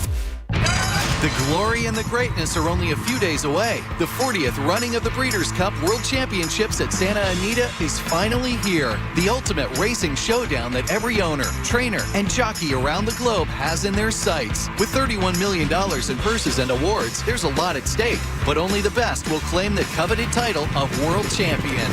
Coverage begins Friday, November 3rd on USA and continues Saturday, November 4th on USA and NBC. Visit breederscup.com to learn more. At Grainger, we're for the ones who specialize in saving the day and for the ones who've mastered the art of keeping business moving. We offer industrial-grade supplies for every industry with same-day pickup and next-day delivery on most orders, all backed by real people ready to help. So you can get the right answers and products right when you need them. Call quickgrainger.com or just stop by. Grainger, for the ones who get it done. Hey, jumping into the NBA action with FanDuel, America's #1 sports book, because right now, new customers can bet $5 and get $200 in bonus bets, guaranteed. Plus, all customers get 3 months of NBA League Pass, courtesy of FanDuel, when they place a $5 bet on the NBA. That way you can watch all the action as you bet on everything from point spreads, player props, you know all the great things. Best of all, when you win, you get paid instantly. So don't miss your chance to get $200 in bonus bets, plus 3 months of NBA League Pass. All you have to do is visit FanDuel.com/Bob and tip off the NBA season right. FanDuel, official partner of the NBA. Must be present in Pennsylvania. New customer offer. First online real money wager only. Refund issued as non-withdrawable bonus bets that expire in 7 days. All customer offer. $5 NBA wager required. Limit 1 pass per customer across both offers. Restrictions apply. Void where prohibited. See full terms for both offers at FanDuel.com/sportsbook. If you have a gambling problem, call 1-800-GAMBLER. NBA League Pass. Local blackout. Restrictions apply. WPEN Burlington, Philadelphia, a Beasley Media Group station.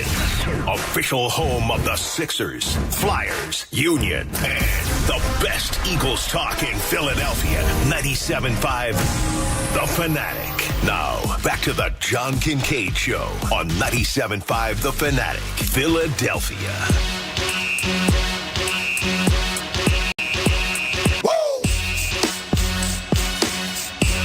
John Kincade Show. 97.5 The Fanatic. This is when we usually add Ricky Bo. I got to tell you, I'm going to miss Ricky, but we'll get Ricky back in the spring after he gets a little time off. Got to rest the arm. Got to rest it up. It's a long season. Plus, he doesn't want to waste all his great opinions on us, since every day he's part of the fantastic crew at the best show ever, which I get to catch a lot of the best show ever on chemo days. Because I'll listen to Andrew on chemo days and have him in my earbuds. And then on the ride home, I'll listen to Best Show Ever.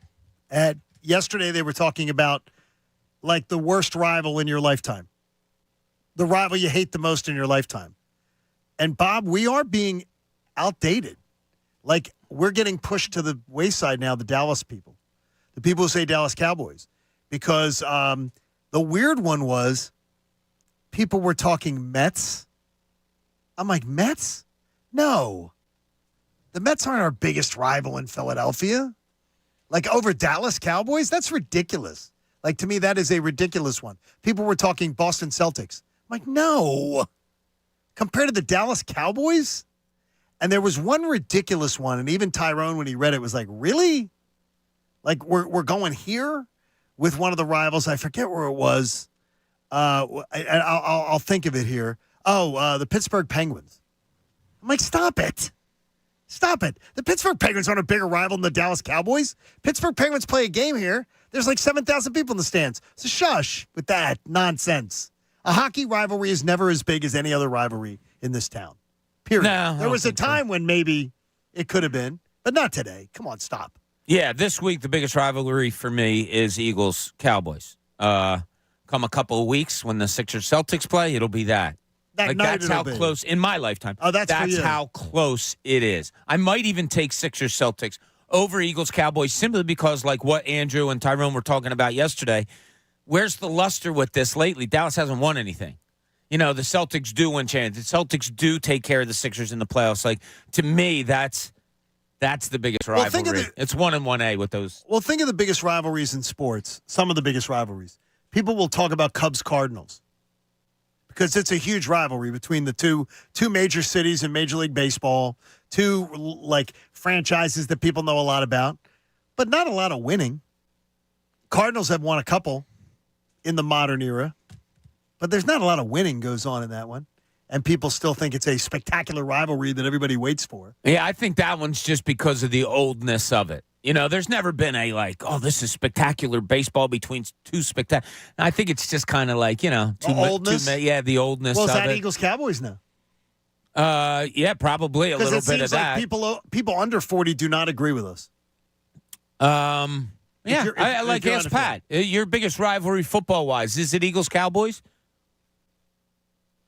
Yes, it is. Yeah. It is. Good talk. What was that, Pat?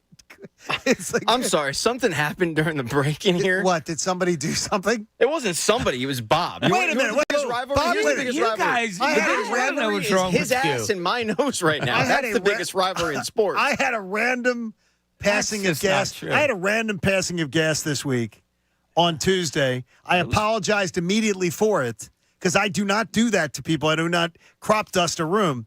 And Bob made a big deal of it. And Pat is underneath a sweatshirt. Dude, it's so bad. It wasn't me. I don't know why you blame me. Get Brendan. Who else was in there? Get Brendan Gunn in here to back me up because I walked in from going to the bathroom and I went, oh my God. And Brendan had his nose covered saying I was about to gag.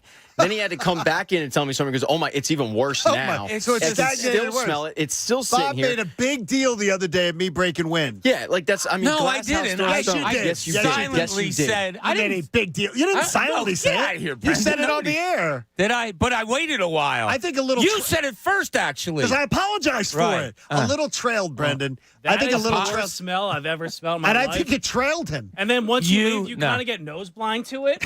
And then you come back in. I was gagging, and tears were coming down my eyes. Like, Bob, I you have need Pat's medical help. And he's laughing at this. Well, and the problem is, it's the same crap Thank with you, Bob Gunner. every single time. It's the same crap. Do it. No, Pat. It's actually different crap. It's that's awful. involved in it. Grow up, man. That is terrible. You wouldn't do this on press row. At Sixers Raptors tonight. You ever sit No. next to me? Stop. You're not sitting next to Woj Yes. and Shams and in Doing between, that. and you're funking up the entire arena, but you do it to us. Can I ask you one question here about? It's not that bad. This is not going to be popular. It's horrible, dude. I'm going to get ripped more than Bob's lashes, which is the Jamaican word for that, because they do not use the F word, and they call it the F word. So lachet is the word. I said the F word when I walked in here. I want to do a comparison. How one leader handles injury and how another does. Jalen Hurts and Joel Embiid. Mike Sealski had to ask the question yesterday. And you got a bunch of people who never, ever went to journalism school, never, ever studied it, don't know what they're talking about, going, can't believe Sealski's asking that question. And Jalen was right to walk off. Sealski is, Bob, he should ask that question. And if Jalen wants to walk off and not answer it, which, by the way, I think is childish, that's ridiculous way to handle it. The way two leaders in this town, though, handle injury, Hurts and Embiid, is different. With Joel, it's like there's going to be time off. There's going to be a lot of talk about it. There's going to be a lot of limping around, and it's going to be very visible. Jalen Hurts, I don't want to talk about it. Let's move on. There's other things to talk about. It's Eagles-Dallas week. We shouldn't be talking. We're not talking about this. I'm fine. Move on. Yeah, Even though you know he's not fine, he handles it completely different than Joel does. There's a couple ways to handle it. And for those that didn't hear it or see it or whatever, Mike Sealski asked the question about to Jalen Hurts about his knee. Where was it? How does it feel? And he said, I'm not answering questions about my knee, and got up and walked out of the press conference. Look, that kind of ticks me off as a former reporter there. Like, okay, look, it's not a world secret. We know there's something wrong with your knee.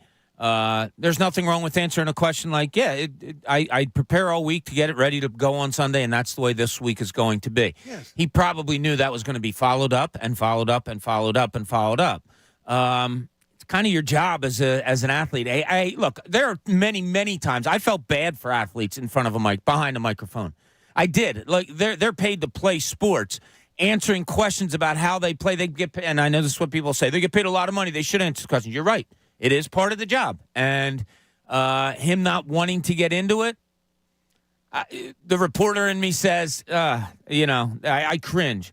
The human in me says he really doesn't want to let anybody know what's going on with him. And, Bob, a lot of people don't know this, and in this situation, it was part of it, where a pool of reporters will say, who is going to ask the question about the knee injury?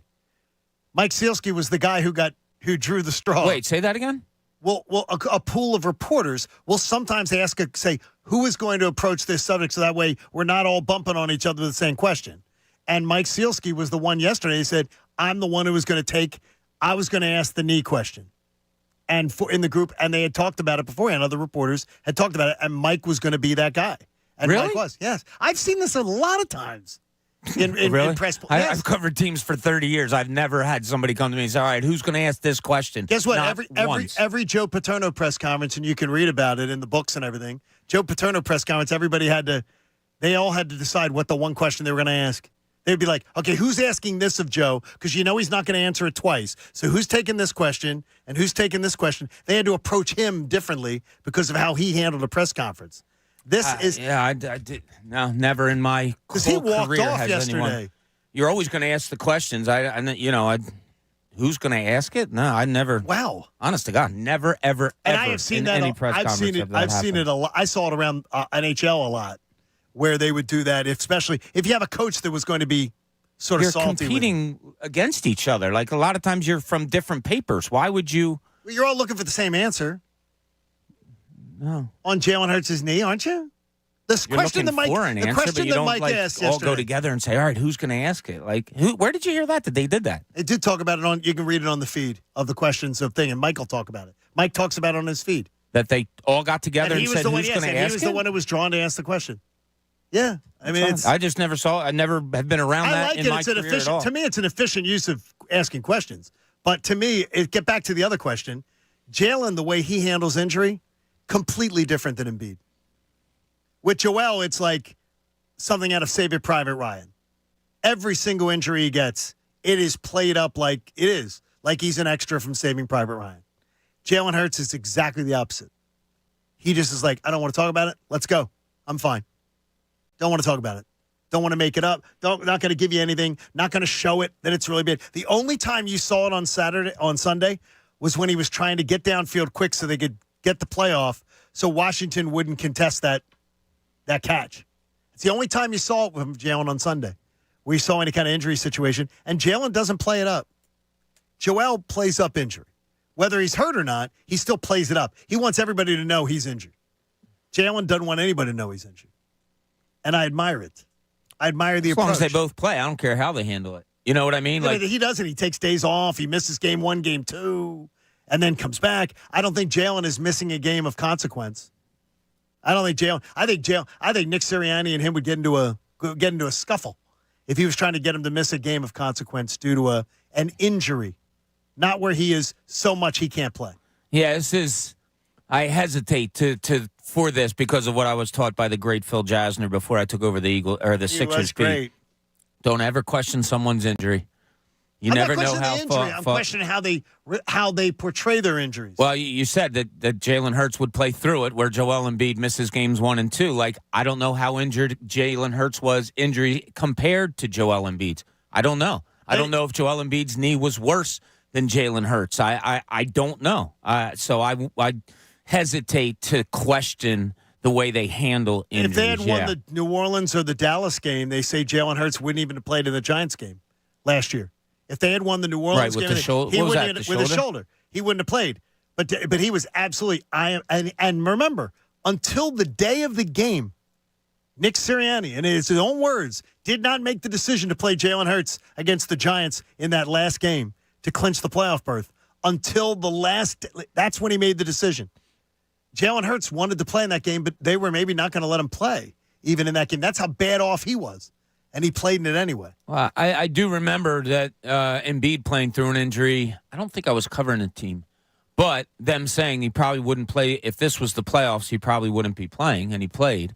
I don't know. It's a slippery slope. As far as the way they talk about things, yes. And show it. They are different. It's always But a even major showing, production. like, if I have a bad knee that makes me limp because that's the only way I can get around, but another guy has a knee injury that, okay, it's all right until I get hit there again. I don't know. I really don't feel comfortable. Like, I feel like we're digging into a little bit of he handles injury better than him. And maybe I'm wrong to do that. No, I'm not saying you're wrong. No. Maybe I am, though. Maybe I am wrong to do that. I'll raise my hand and say maybe that's an unfair thing to do. I'll take ownership of that. It may be unfair to do that. And I could be wrong on it. Yeah, I understand. I'm not saying I'm right on it. I mean, I could be wrong. Yeah, again, it's one of those things where I take like Pat describes me as a robotic. I do take the personality. That's more of a personality thing. Does Joel Embiid lament, talk Very about dramatic. Very dramatic. Yeah, maybe, and maybe Hurts isn't that. We can go that way with injury. Right. I think yes. Hey, the 9 o'clock hour of the John Kincade Show is brought to you by the Bagster. It's a dumpster in a bag. Get yours today at Home Depot and Lowe's. For details, go to Bagster.com. It was the 46 defense was a big thing in this town. Sometimes the line is telling you, be careful. I look at my BetParks app this morning. The over-under is 46. So one of two things Vegas expects in this game. And they're trying to get money on both sides of the fence. Remember that.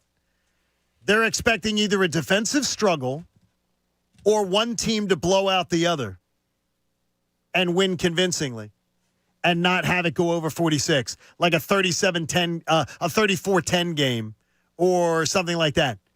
What game do you think Dallas, when they come up and look at Eagles-Dallas and they're making the point spread up and it's 46 is the over-under, it's got to be one of the two, a defensive struggle or one team blowing out the other. What is the one they expect? This is funny because people make the mistake of saying Vegas is predicting the game. No, they're not. They're getting you to bet on the game. Both sides of the game. Right, They exactly. want it to be. It's a big difference. Dick Right. Girardi at the Daily News wrote a fantastic story years ago about the ins and outs of how Vegas comes up with lines and why they do it and all of the time and effort that goes into it. What do I think? Off of my head, what I think Vegas would be thinking on this is 23-20, 24-20, So something. so you think it's a tight game? Tight game. More yeah. of a defensive struggle than many people are expecting. Yeah, that's kind of what Pat, when you see 46, what are you thinking? Are you thinking one team, same thing, defensive battle that is closer?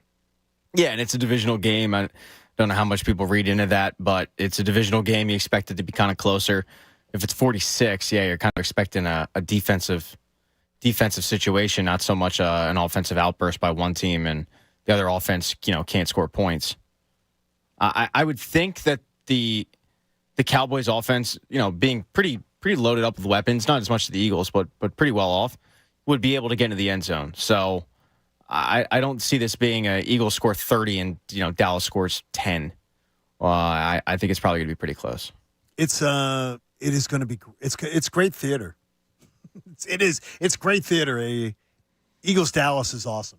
It is. It's so much fun. It rarely disappoints. No, it doesn't disappoint. I'm really going to dive deep in today, study stuff before I go over to the Sixers game tonight to hopefully get myself to a feeling. I find myself on Thursday, and this rarely happens, as you know, I don't have a feel for this game right now.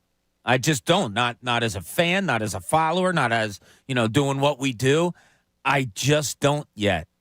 So I'll dive deeper tonight, and hopefully tomorrow I will have one. So you really, you really don't have a. I don't.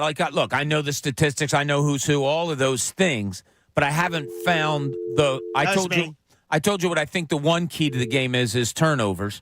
I don't think the Eagles can lose that battle because if they do, I think they're in trouble. But no, as far as feel, I just don't have it yet for this one. I don't think that's crazy.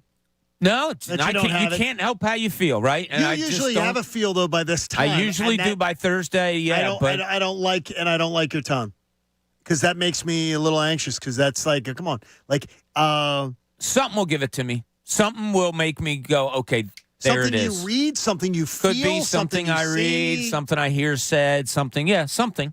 Pat, your feel is tight win. right? Yes. Yeah, I think ultimately, as you said it earlier, John, talent wins out. I think the Eagles are more talented. But it does worry me a little bit of you've got Brian Johnson going up against Dan Quinn. Right. Sean Desai going up against Mike McCarthy. I'm not so much worried about that matchup, but the Dan Quinn, Brian Johnson matchup, with everything we know so far about Brian Johnson's struggles in the red zone, that kind of worries me a little bit. So I think they will end up pulling out a W, but I don't think we're going to be kicking back.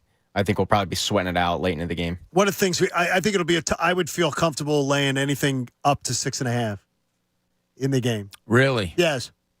A touchdown win. I see like 27-20, 30-23, something like that. Okay. But I absolutely see it. But I loaded up on the over. I did go on the over. I wonder how it plays out. Like, say last week's game, the Eagles were given 7, and they go up 14 with just, what was it, 30 or a minute to go, whatever it was. A minute 30 to go or something. And boom, Washington goes right downfield and scores. I wonder if that affects people going into the next week betting the Eagles. Oh, I'm sure it does. Yeah, so if it does, money's probably going to go even in Philadelphia. Either you're not betting or it might go Dallas's way. That's such a thin line, that 3. I like anything under 3 and under. I always just go with picking the winner in my head. Yeah, just bet the money line. Yeah. Don't bet the points. So I have a few dates for you that I think you want to put on your calendar now. And I know, Bob, this is 4th of July. Plan ahead. March 28th. I'm free. March 30th, March 31st. March 31st, by the way, is Easter. It is also the first visit. It is the opening weekend of the year, and the Phillies open at home this year. They don't open on the road. They open at home, and they open up against the Atlanta Braves. Oh, that's cool. In a 3-game series. A chance to maybe set the tone. I was looking ahead at the schedule this morning. I threw that one in for you. So March 28th is a Thursday. The Friday is an off day in case of weather, which remember they used this year, and they moved the home opener by a day because of the weather. So that's why that's open. But Thursday, March 28th, that's the opening weekend. But the weekend I wanted you to look for is the one that leads into Memorial Day weekend. So you're going into Memorial Day weekend, the Tuesday through Thursday. So if you take Friday off of Memorial Day, Thursday afternoon, May 23rd, is a 1 o'clock matinee game against the world champion Texas Rangers. Texas comes here next year. May 21st through the 23rd. Target that series. And if you're somebody who takes the Friday off before Memorial Day and makes it a big, long weekend, make it Thursday afternoon because you'll play the Rangers in the getaway day game, the matinee game. I think that's pretty awesome. Thursday, May 23rd, 1 o'clock against the world champion Rangers. So that's when they come in, the 21st, 22nd, 23rd. A little, just remember last year they took them out. They took them out at the knees last year in that first series. Aaron Nola up 5-0 on opening day, couldn't hold it.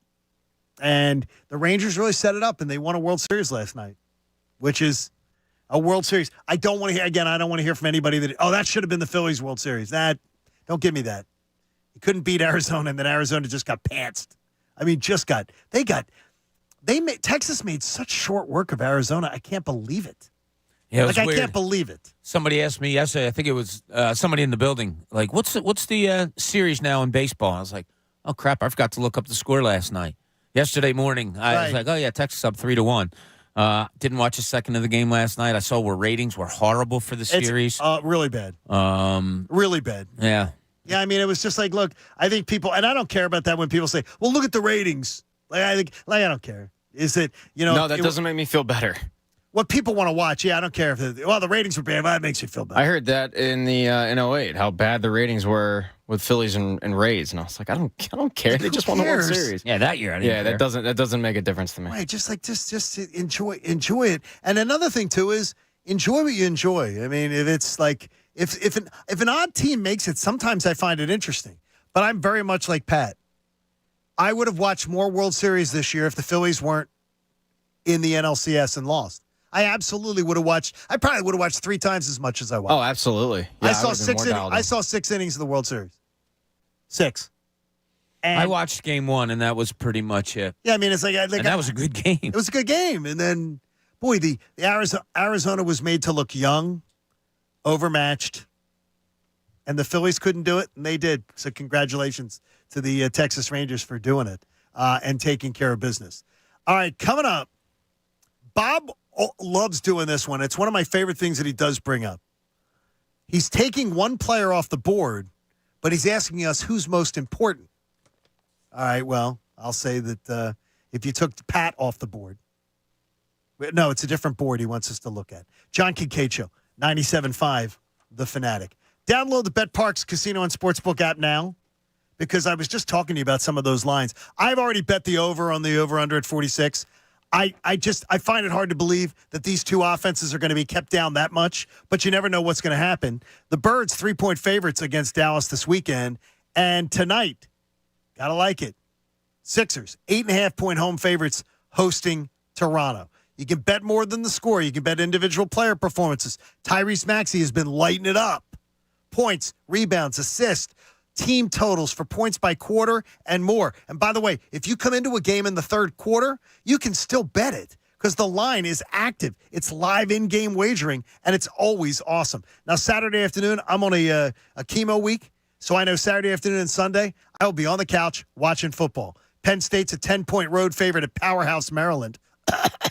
Pitt, 21.5-point home underdog hosting Florida State. Ohio State, 18.5-point favorites at Rutgers. You can bet all these games if you want. You will absolutely love it. The BetParx Sportsbook app and casino app. You live to play and you play to win. So if you bet, why don't you bet Parks? Join me, won't you? You got to be 21 and in Pennsylvania, New Jersey, Ohio, or Maryland. If you have a gambling problem, please call 1-800-GAMBLER. Fanatic Sports Update. Trade official on Pat Egan. This Sports Update is brought to you by Temple Football. Don't miss big-time college football action when Temple battles Navy this Saturday at 2 p.m. at Lincoln Financial Field. Kids' tickets are as low as $10 on game day. Visit owlstix.com. The Sixers and Clippers made the James Harden trade official yesterday, and Daryl Morey met with the media, where he discussed if this team is still a championship contender. We can hang with anyone. There's some very tough competitors in the East, Boston and Milwaukee in particular. You ask 100 people, they'd say they're better than us right now. So let's see how it plays out, see where our weaknesses are. Now we have assets and the ability to address any issues, and we will address those if we see them. We'll show our fans in the marketplace if we're a championship contender based on our play. Team is back on the court tonight when they take on the Raptors at 7 p.m. Newest Sixer Nick Batum will miss tonight's game due to personal reasons, according to Inquirer.com's Keith Pompey. Sixers-Raptors tonight. You can hear the game on The Fanatic. Flyers fell to the Sabres last night 5-2 at home. Carter Hart was injured, had to leave the game with a mid-body injury. They'll now head up to Buffalo for their next game on Friday. Over in Major League Baseball, the Texas Rangers won their first ever World Series. They closed it out after beating the Diamondbacks 5-0. This sports update is brought to you by Temple Football. Don't miss Temple as they battle Navy this weekend at Lincoln Financial Field. Kids tickets on game day are as low as $10. I'm Pat Egan on the home of the Sixers, Flyers, and Union, 97.5 The Fanatic. Win a free trip or two to Spring Training 2024. The Titans will be back, and it all starts in Clearwater. Listen starting Monday at 8 a.m., noon, and 4 p.m. for your chance to win a $25 Rally House gift card and qualify for a 3-day getaway to spring training in March, courtesy of Philly Sports Trips. The trip includes airfare, a stay at the beautiful AC Hotel in Clearwater Beach, a VIP party, and game tickets. For complete details and another chance to win, go to 975thefanatic.com. Win a trip to Spring Training 2024. Starts Monday at 8, noon, and 4. Presented by Rally House. Your city, your house. PhillySportsTrips.com. Travel with the pros. And 97.5 The Fanatic. Individual rates, offerings, and savings may vary, subject to terms and conditions. Not available in all states and situations. Hey, small business owner. Are you ready to have the best year ever in 2024? When's the last time you checked your workers' comp rate? For many small businesses, workers' comp insurance is one of their biggest costs. But Pi Insurance could save you up to 30% in just 3 minutes. Go to trypi.com, share a few details about your business, and get a quote that's customized for your business. No hassles or hidden fees. We know you're busy, but spending just a few minutes to check your rate could make this your best year ever. Plus, when you sign up for pay-as-you-go billing, your premium is based on your actual payroll, not an estimate. So your workers' comp audit experience is simplified. See how much you could save with Pi Insurance. Ask your agent for Pi or get a quote at trypi.com. That's TRYPIE.com.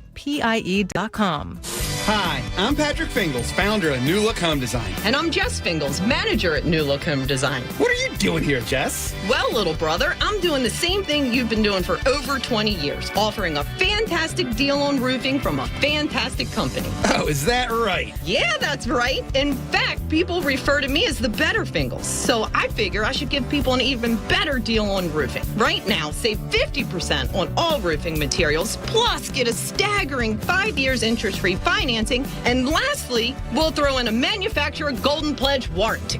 What are you doing, Jess? That's crazy. Well, Pat, as manager of New Look, I see things differently than you. I'm responsible for a great customer experience. I ensure every job goes smooth, and now I'm ensuring everyone gets the best deal. Sounds like you really are the better Fingles. Don't wait. Call 800-279-5300 or visit newlookhomedesign.com. Better deals from the better Fingles. What's holding you back from learning the language you've always wanted to know? Too hard. Takes too long. Not with Babbel. Babbel's lessons take just 15 minutes a day. 15 minutes isn't long. Nope.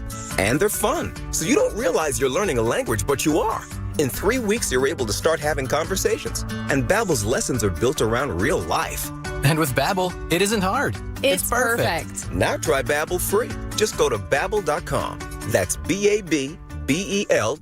Imagine having all the money you need for retirement, all the income, every month, guaranteed. That's Secure Future Investor, an indexed annuity tied to growth in the stock market, but without any risk of loss ever. It's guaranteed money for life income, no matter how long you live. Call 888-509-2228. 888-509-2228. Sponsored by GP Agency, Inc., Raleigh, North Carolina. Licensed in all states. Performance may vary. Consult with your financial professional before making an investment decision. Do you hear that?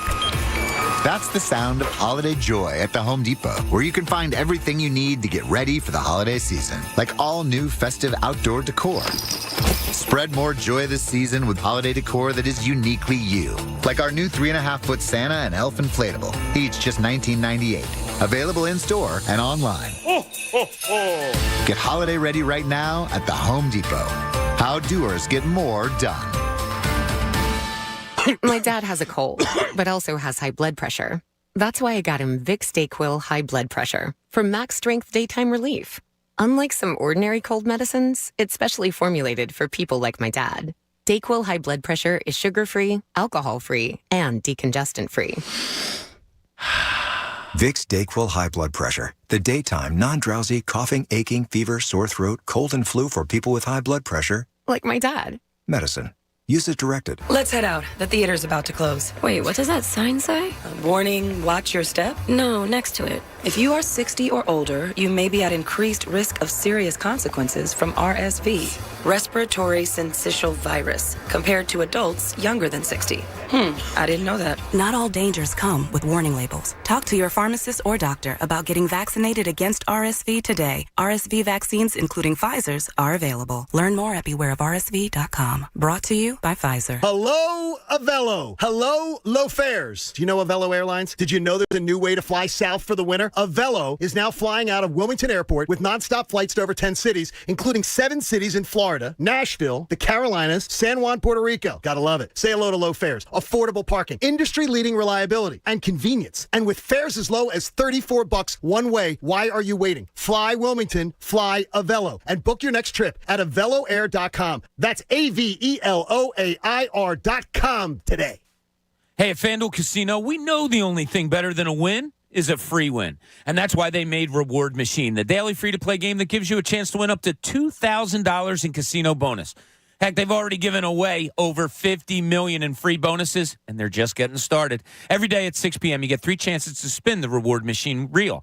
And there are 3 ways to win. 1, match any 3 symbols for an instant win. 2, collect symbols each day for a chance to win weekly prizes. And 3, win up to $2,000 if you collect 3 trophies. So what are you waiting for? Download the FanDuel Casino app by going to FanDuel.com/Bob and start playing Reward Machine today. That's FanDuel.com/Bob.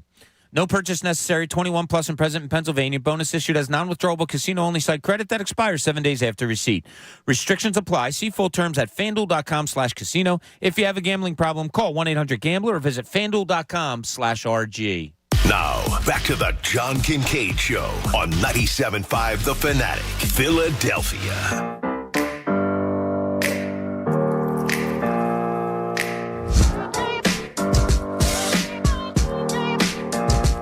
John Kincade Show on 97.5 The Fanatic. First Friday tomorrow. We still have a few seats. So if you want to get in, go to 975thefanatic.com on the web. Pat, can we put that out again on social just to get the last seats filled and get everybody in here for tomorrow for First Friday on The Fanatic, which is great. Brought to you by David Auto. Should have a lot of fun. We will have a little Sixers talk, Bob, coming up tomorrow. Yeah, former Sixer Nick Stauskas is going to join us in studio tomorrow. Very nice. Yeah, it was fun. I talked to him yesterday, caught up with him. He's really excited to do some stuff maybe here at the station and talk some Sixers basketball, especially tomorrow. So he's still very connected to the league.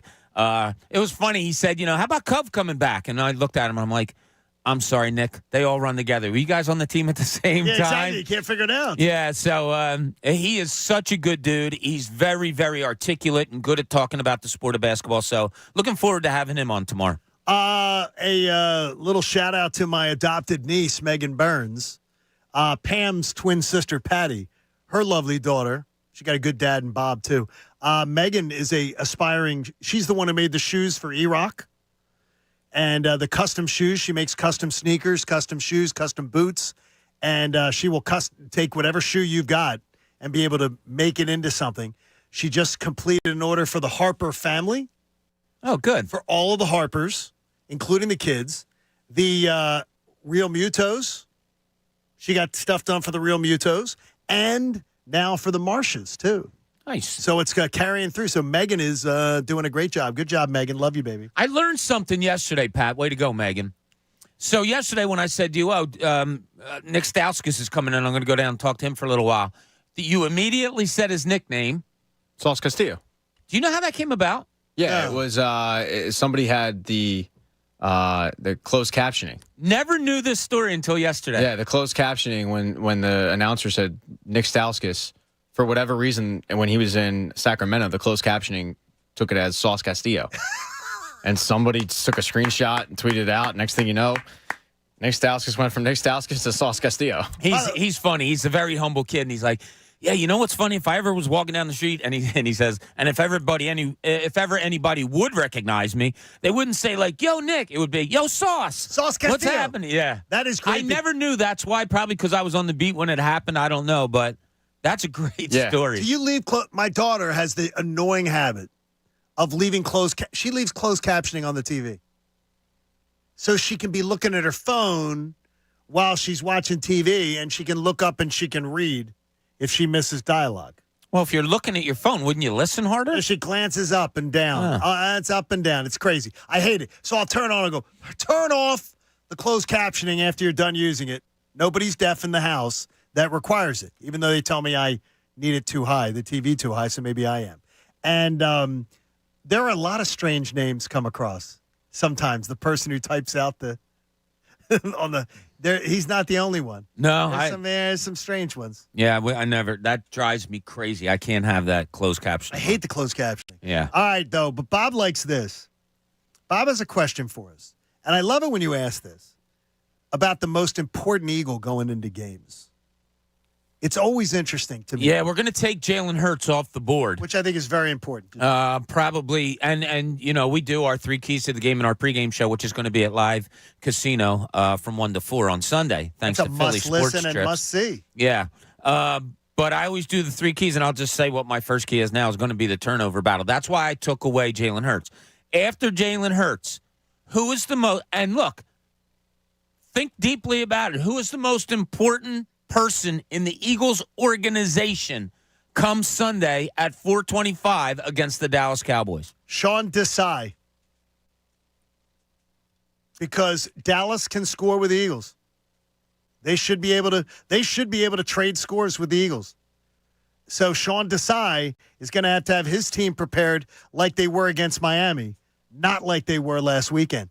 When I saw you wrote this and we didn't talk about it, I did not hesitate that it's Sean Desai is the guy that we are hoping is on his A game on Sunday. That's a great answer. and it might even have been my answer also. Are you kidding, really, too? Yeah, I did. I was so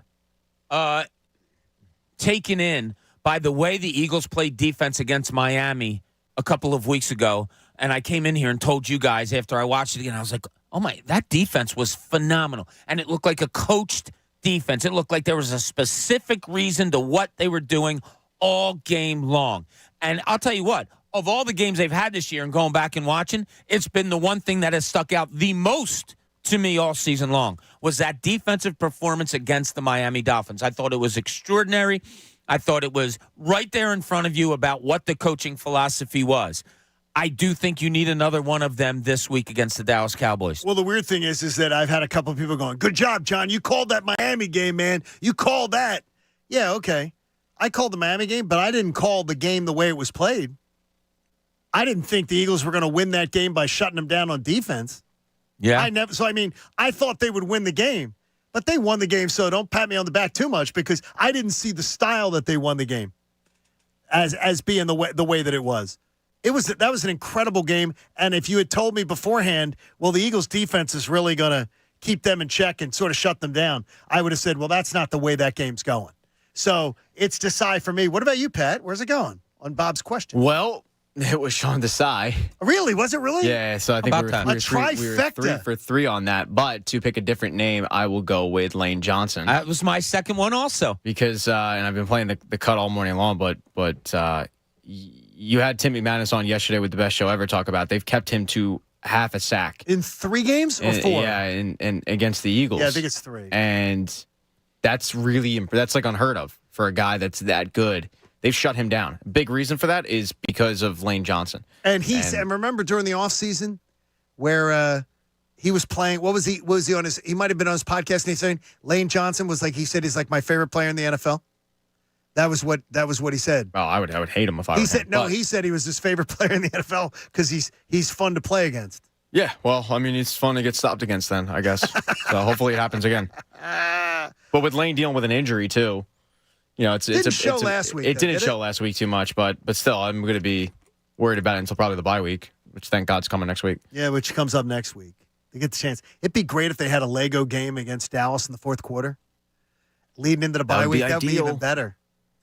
Little Marcus Mariota time. Yeah, I can't see that. That's one way I do feel. I said before, I don't really have a true feeling on this game. I do feel it's going to be tight. See, I feel it'll be a touchdown game. I don't think this is going to be a blowout at all. But that's funny, Pat. That your first 2 were my first 2. Desai and Lane Johnson because of the Micah Parsons thing. And Micah Parsons, I don't want to say disappears because a player with that skill doesn't disappear. But, man, he does make him not shine even a little bit. I mean, he swallows him up, Lane Johnson does, when he goes against Michael Parsons. He does. And I think the Eagles have done a great job over the last few games against Dallas of using Micah Parsons' talent against him.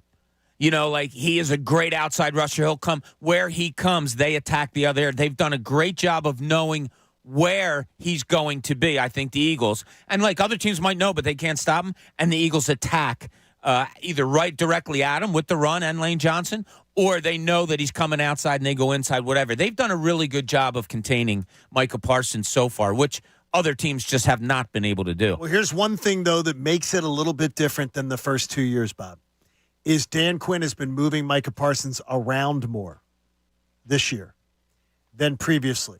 So maybe they're going to find ways to try to keep him away from Lane Johnson. And it'd be smart. And see if he can attack them in another way. So to me, that could be how are they going to be able to do that? How are they going to keep him where he's get the most favorable matchup for the Eagles offensive line? They're not, Lane Johnson doesn't move around. He's in the same spot every time. So keep him away from it is probably the way to go. There was another one that I had, though. My second was not that. My third was the one you just said, was Lane Johnson.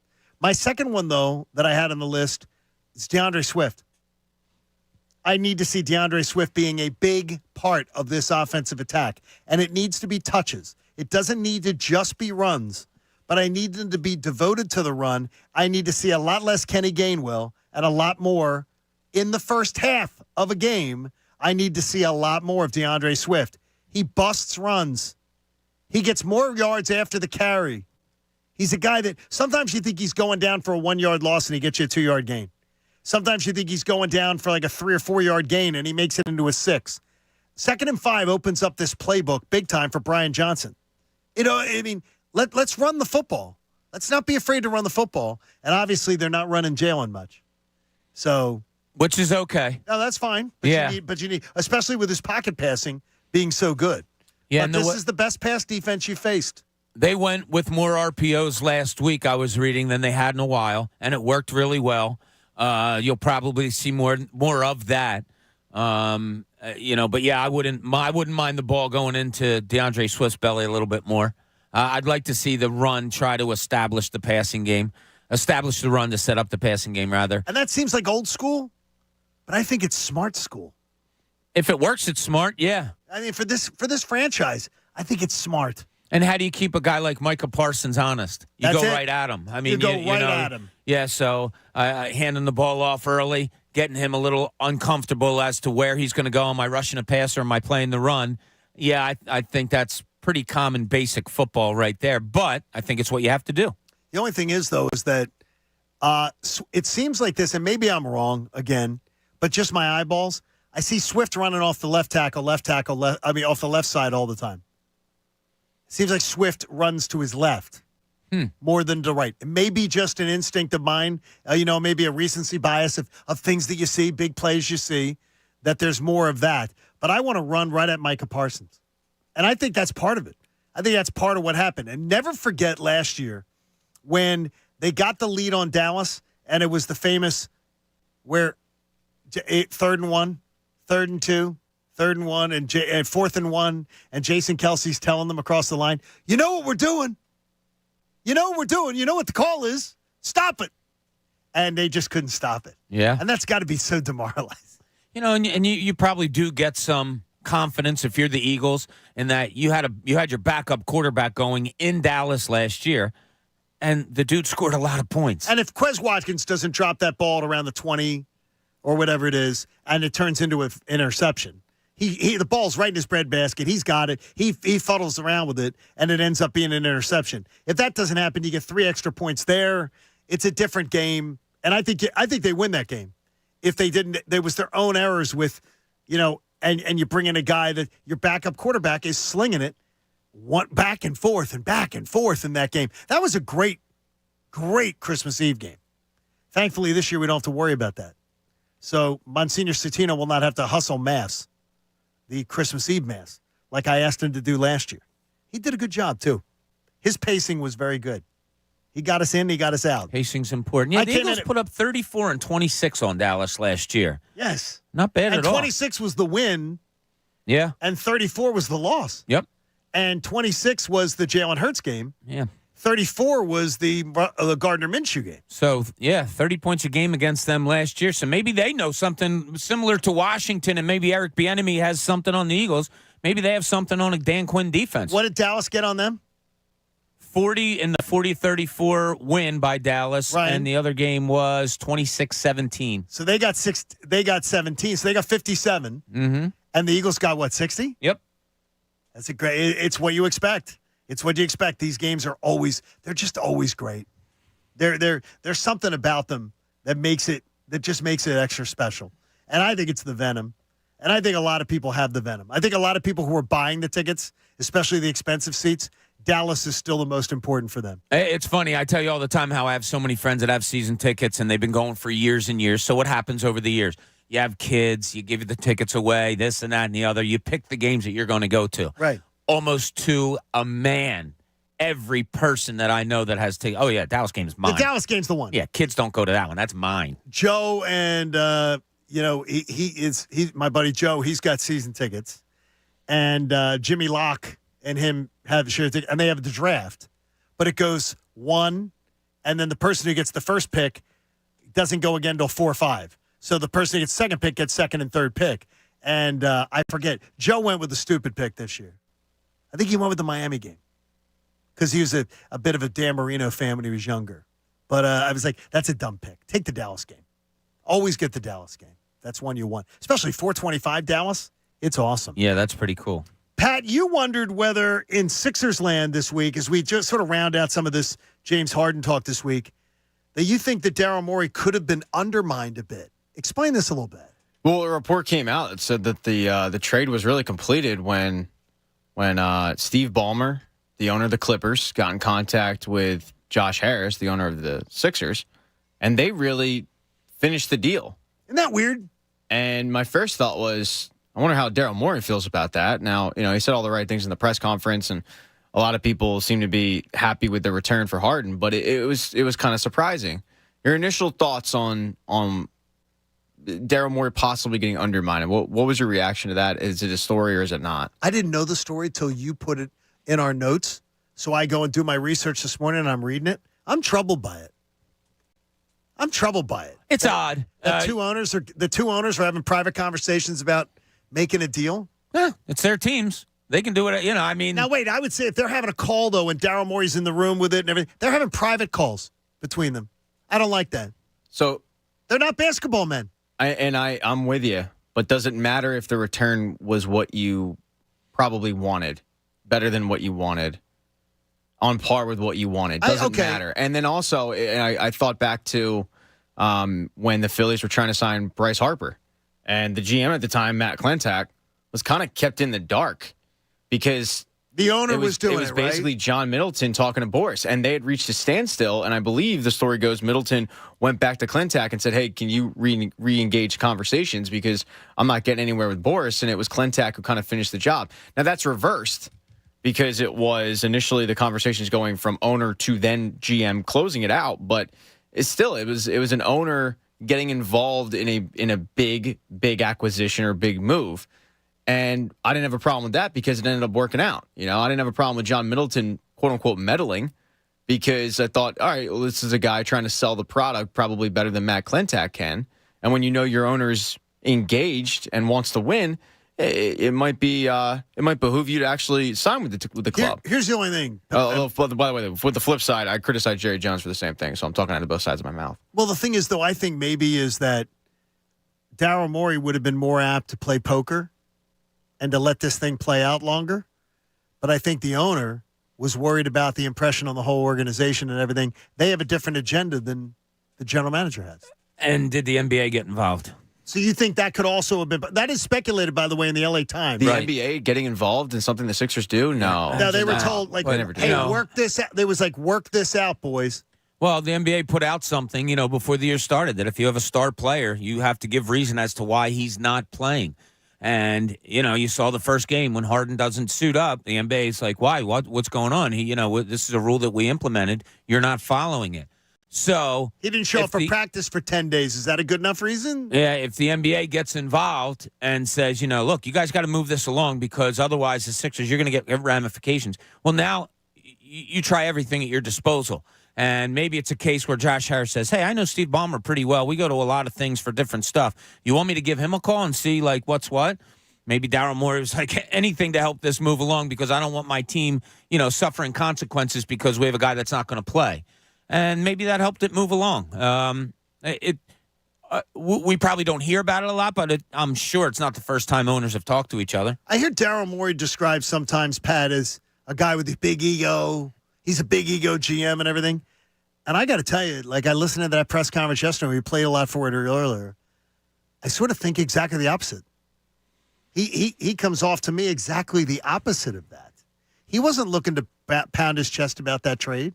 He wasn't looking to. It seemed more like relief that Daryl Morey was like, we're getting to move on, and we've restocked the draft picks and the capital and everything like that. So now we have the ability to make moves. But he wasn't in any way pounding his chest or saying, look at me, look what I've done. And if it was a big ego GM, I think he'd be saying, yeah, we knew we could get what we wanted. We just waited, I don't know if we get full personalities at press conferences or, I think people are smart when they come out and handle it like Morey did. Whether that's truthfully him, I don't know. I'm not, I've talked to Daryl Morey a few times. Yes. Yeah, I've talked to him a few times. I never, there's a lot of egos in all professional sports. Look, you get paid the money that they're get paying. You're being told that you're one of the best at doing something in the world at that. There has to be a little bit of ego involved. Absolutely. He handled himself right yesterday. I liked what he said. Maybe he just is that guy, and that's good. That's good. But this whole trade, however it went down, I think the Sixers got just about as good as they could have gotten. Aren't you, though, a little surprised, Pat, that the angle of what is Joel Embiid's opinion on it hasn't been a little more vocal, verbalized? It might be a good thing, though. Oh, no, I think it might be a good thing. I think it's a good thing that it isn't so obvious. But, I mean, winning cures all, and right now they've won. Now, it's a short sample size, but they've won. And they could have won all three, as Bob's pointed out. Yeah, and they could have. So, but I think, Embiid's been in this league long enough to know that it wasn't personal in terms of him.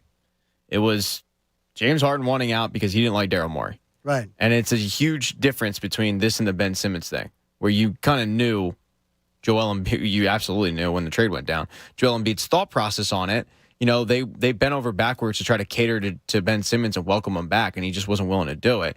With James Harden, it was like, yeah, all right, we still like you, but we understand it's a business. And maybe when he was younger, Joel Embiid would have felt a certain way, and we would have known. But at this point, he kind of seen this play out before. And people were pointing out, going, well, James Harden's different than Ben Simmons because James Harden was still going to play. James Harden sat out of practice for 10 days in order to make himself miss the beginning of the year. Stop with that crap. Don't spin that to me. That, he was going to be a professional. He was going to play. He purposely kept himself out so he couldn't play. He knew the Sixers weren't going to let him get on that plane, or they'd let him get on the plane, but they weren't going to let him play in that, Bobby. I mean, they weren't going to let him get out there and play. After I don't know. I don't know what 10 days off of practice, they weren't going to let him play. First game of the year, you got to be there. I mean, you got to understand. You got to be at least some practice. They're worried about conditioning at that point, right? You're not going to just put him out there. Yeah, if a guy hasn't been on a floor for 10 days with your team practicing, right. How do you tell your guys that have been there every day? Oh no, he's going to go out and give us 35 minutes. No, that's. I don't know what the long-term plan was. I don't know if they said if we don't trade him, he's got to get out on the floor at some point. Nick Nurse answered it, I thought, well, saying, to be honest, sure. Anytime you have a clouded situation and it clears up, that's always good without getting personal right. or too into it. So I don't know their what phone call though. Did you hear that? He what? He slept through their phone call. Oh yeah, he did say he didn't find out till the morning. Yeah, they called him, Pat. They called to talk to him about the deal that was going to be cut, and he just set his phone on silent. He said, "I need." We taled about that yesterday, right? Like it's the deal goes down at 2 a.m. There's a chance he woke up to it. Yeah. But the key there is they tried to alert him to it, and he wasn't waking up, finding out on Twitter. My big thing to bring it back is, did Daryl Morey found out about it? Or was it a situation, and I hope this would be the case, of Josh Harris, Steve Ballmer discussing it, and Daryl Morey's in the room or in constant communication, and the final, that's a good move, was Daryl Morey? Or was this a situation of Josh Harris just taking the reins, putting a deal together, and then letting Daryl Morey know what he acquired, a la, how John Elway got to Denver. Right. The owners getting involved and making a horrible deal. Now, this wasn't a horrible deal, but it does make you wonder, how much input did Daryl Morey actually have, and did he give the okay? There's more to this story. I can't wait to hear. We'll probably never get the answer to that. Hey, I wore my Temple gear today because I knew that Andrew Salchunas and Ray Dunn were going to be on Temple's campus today, right on the Leocoris Walk. So come on by and see them. 2 proud Klein College grads. Representing on their campus today. So come on by and see them. Great spots and great fun. Go hang out with them a little bit. But you could hang out with Andrew this Sunday too. Yeah, and me and you Pat. And Bob. But you and Pat. But I mean, also too, you got to let somebody come. All right. Well, then how about if the 5th caller right now, 215-263-0975, you'll get not 1 but 2. That's 2 awesome. passes to Philly Sports Trips Tailgate. It's the best tailgate ever right there at Live Casino and Hotel. We'll be there at 1 o'clock. We go till 4. E-Rock's there. We got, some former Eagles players come in and say hello. Do you scare any more off like you scared off Wilbur Montgomery? Yeah, I haven't seen him yet since that's my Pat, fault, he hasn't come back.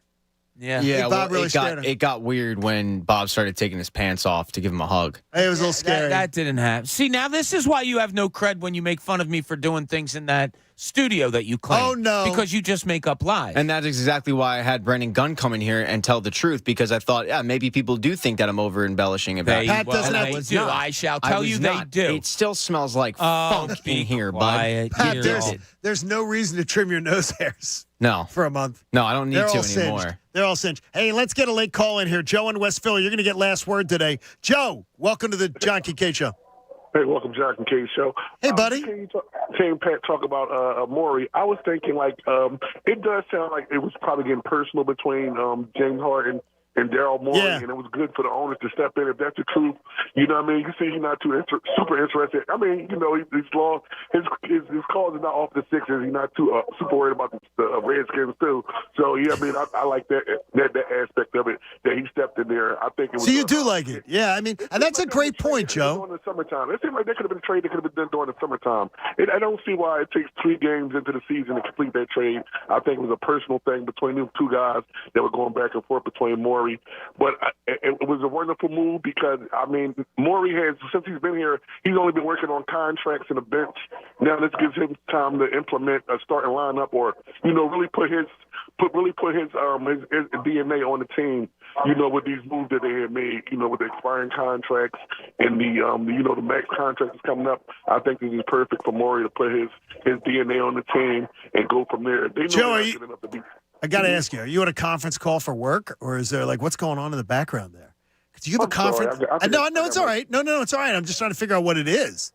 It's a conference call. See, that's a smart man. Pat, he's on a conference call for work, and he's calling us and listening to us. We love you, Joe. We love you, guys. Take care, man. Not saying I've done the same, but, maybe. You've put on the Zoom call, put it on mute. Taking yourself off. No. Those Nobody mandatory Zooms. And we take notes. Yeah, we take notes. Pat and I call each other afterwards, and we say, "Hey, how about this one?" So you don't let me in on those calls. It's a gallery of dog pictures. You don't let me in on that. Yeah. Well, I I want to be seem like you needed the help, but me and Bobby do. Yeah, please. If anything with writing, if Bob needs help, we all need help. This place all needs help. If that's the case. I want everybody to go out and join Ray and Chunas today out at Temple. It's going to be awesome. Right on Leocoris Walk. I think they're right at Maxie's. So come on by. Have a great time. You'll absolutely love it. Go see them. It'll be great. And can't wait to be back on campus myself. My class almost sold out. Not sold out. What do you call it? Almost filled out for the spring. I can't wait for that. Support life-saving cancer research. Join us and our generous partners, Paul B. Moyer and Sons, and make a donation to the American Association for Cancer Research today. Go to 975thefanatic.com/AACR because cancer research saves lives. I'm hoping for that, by the way, in a big way. I'll be done tomorrow, and then I'll only have one treatment left. Can't wait. Thank you, AACR. Have a great, great Thursday, everybody. It is a first Friday on The Fanatic. If there's any seats left, go to 975thefanatic.com. Tell them you want to bring you in a guest, and you'll be able to get in, I think, but it's very tight. Have a great day. We'll talk to you tomorrow morning.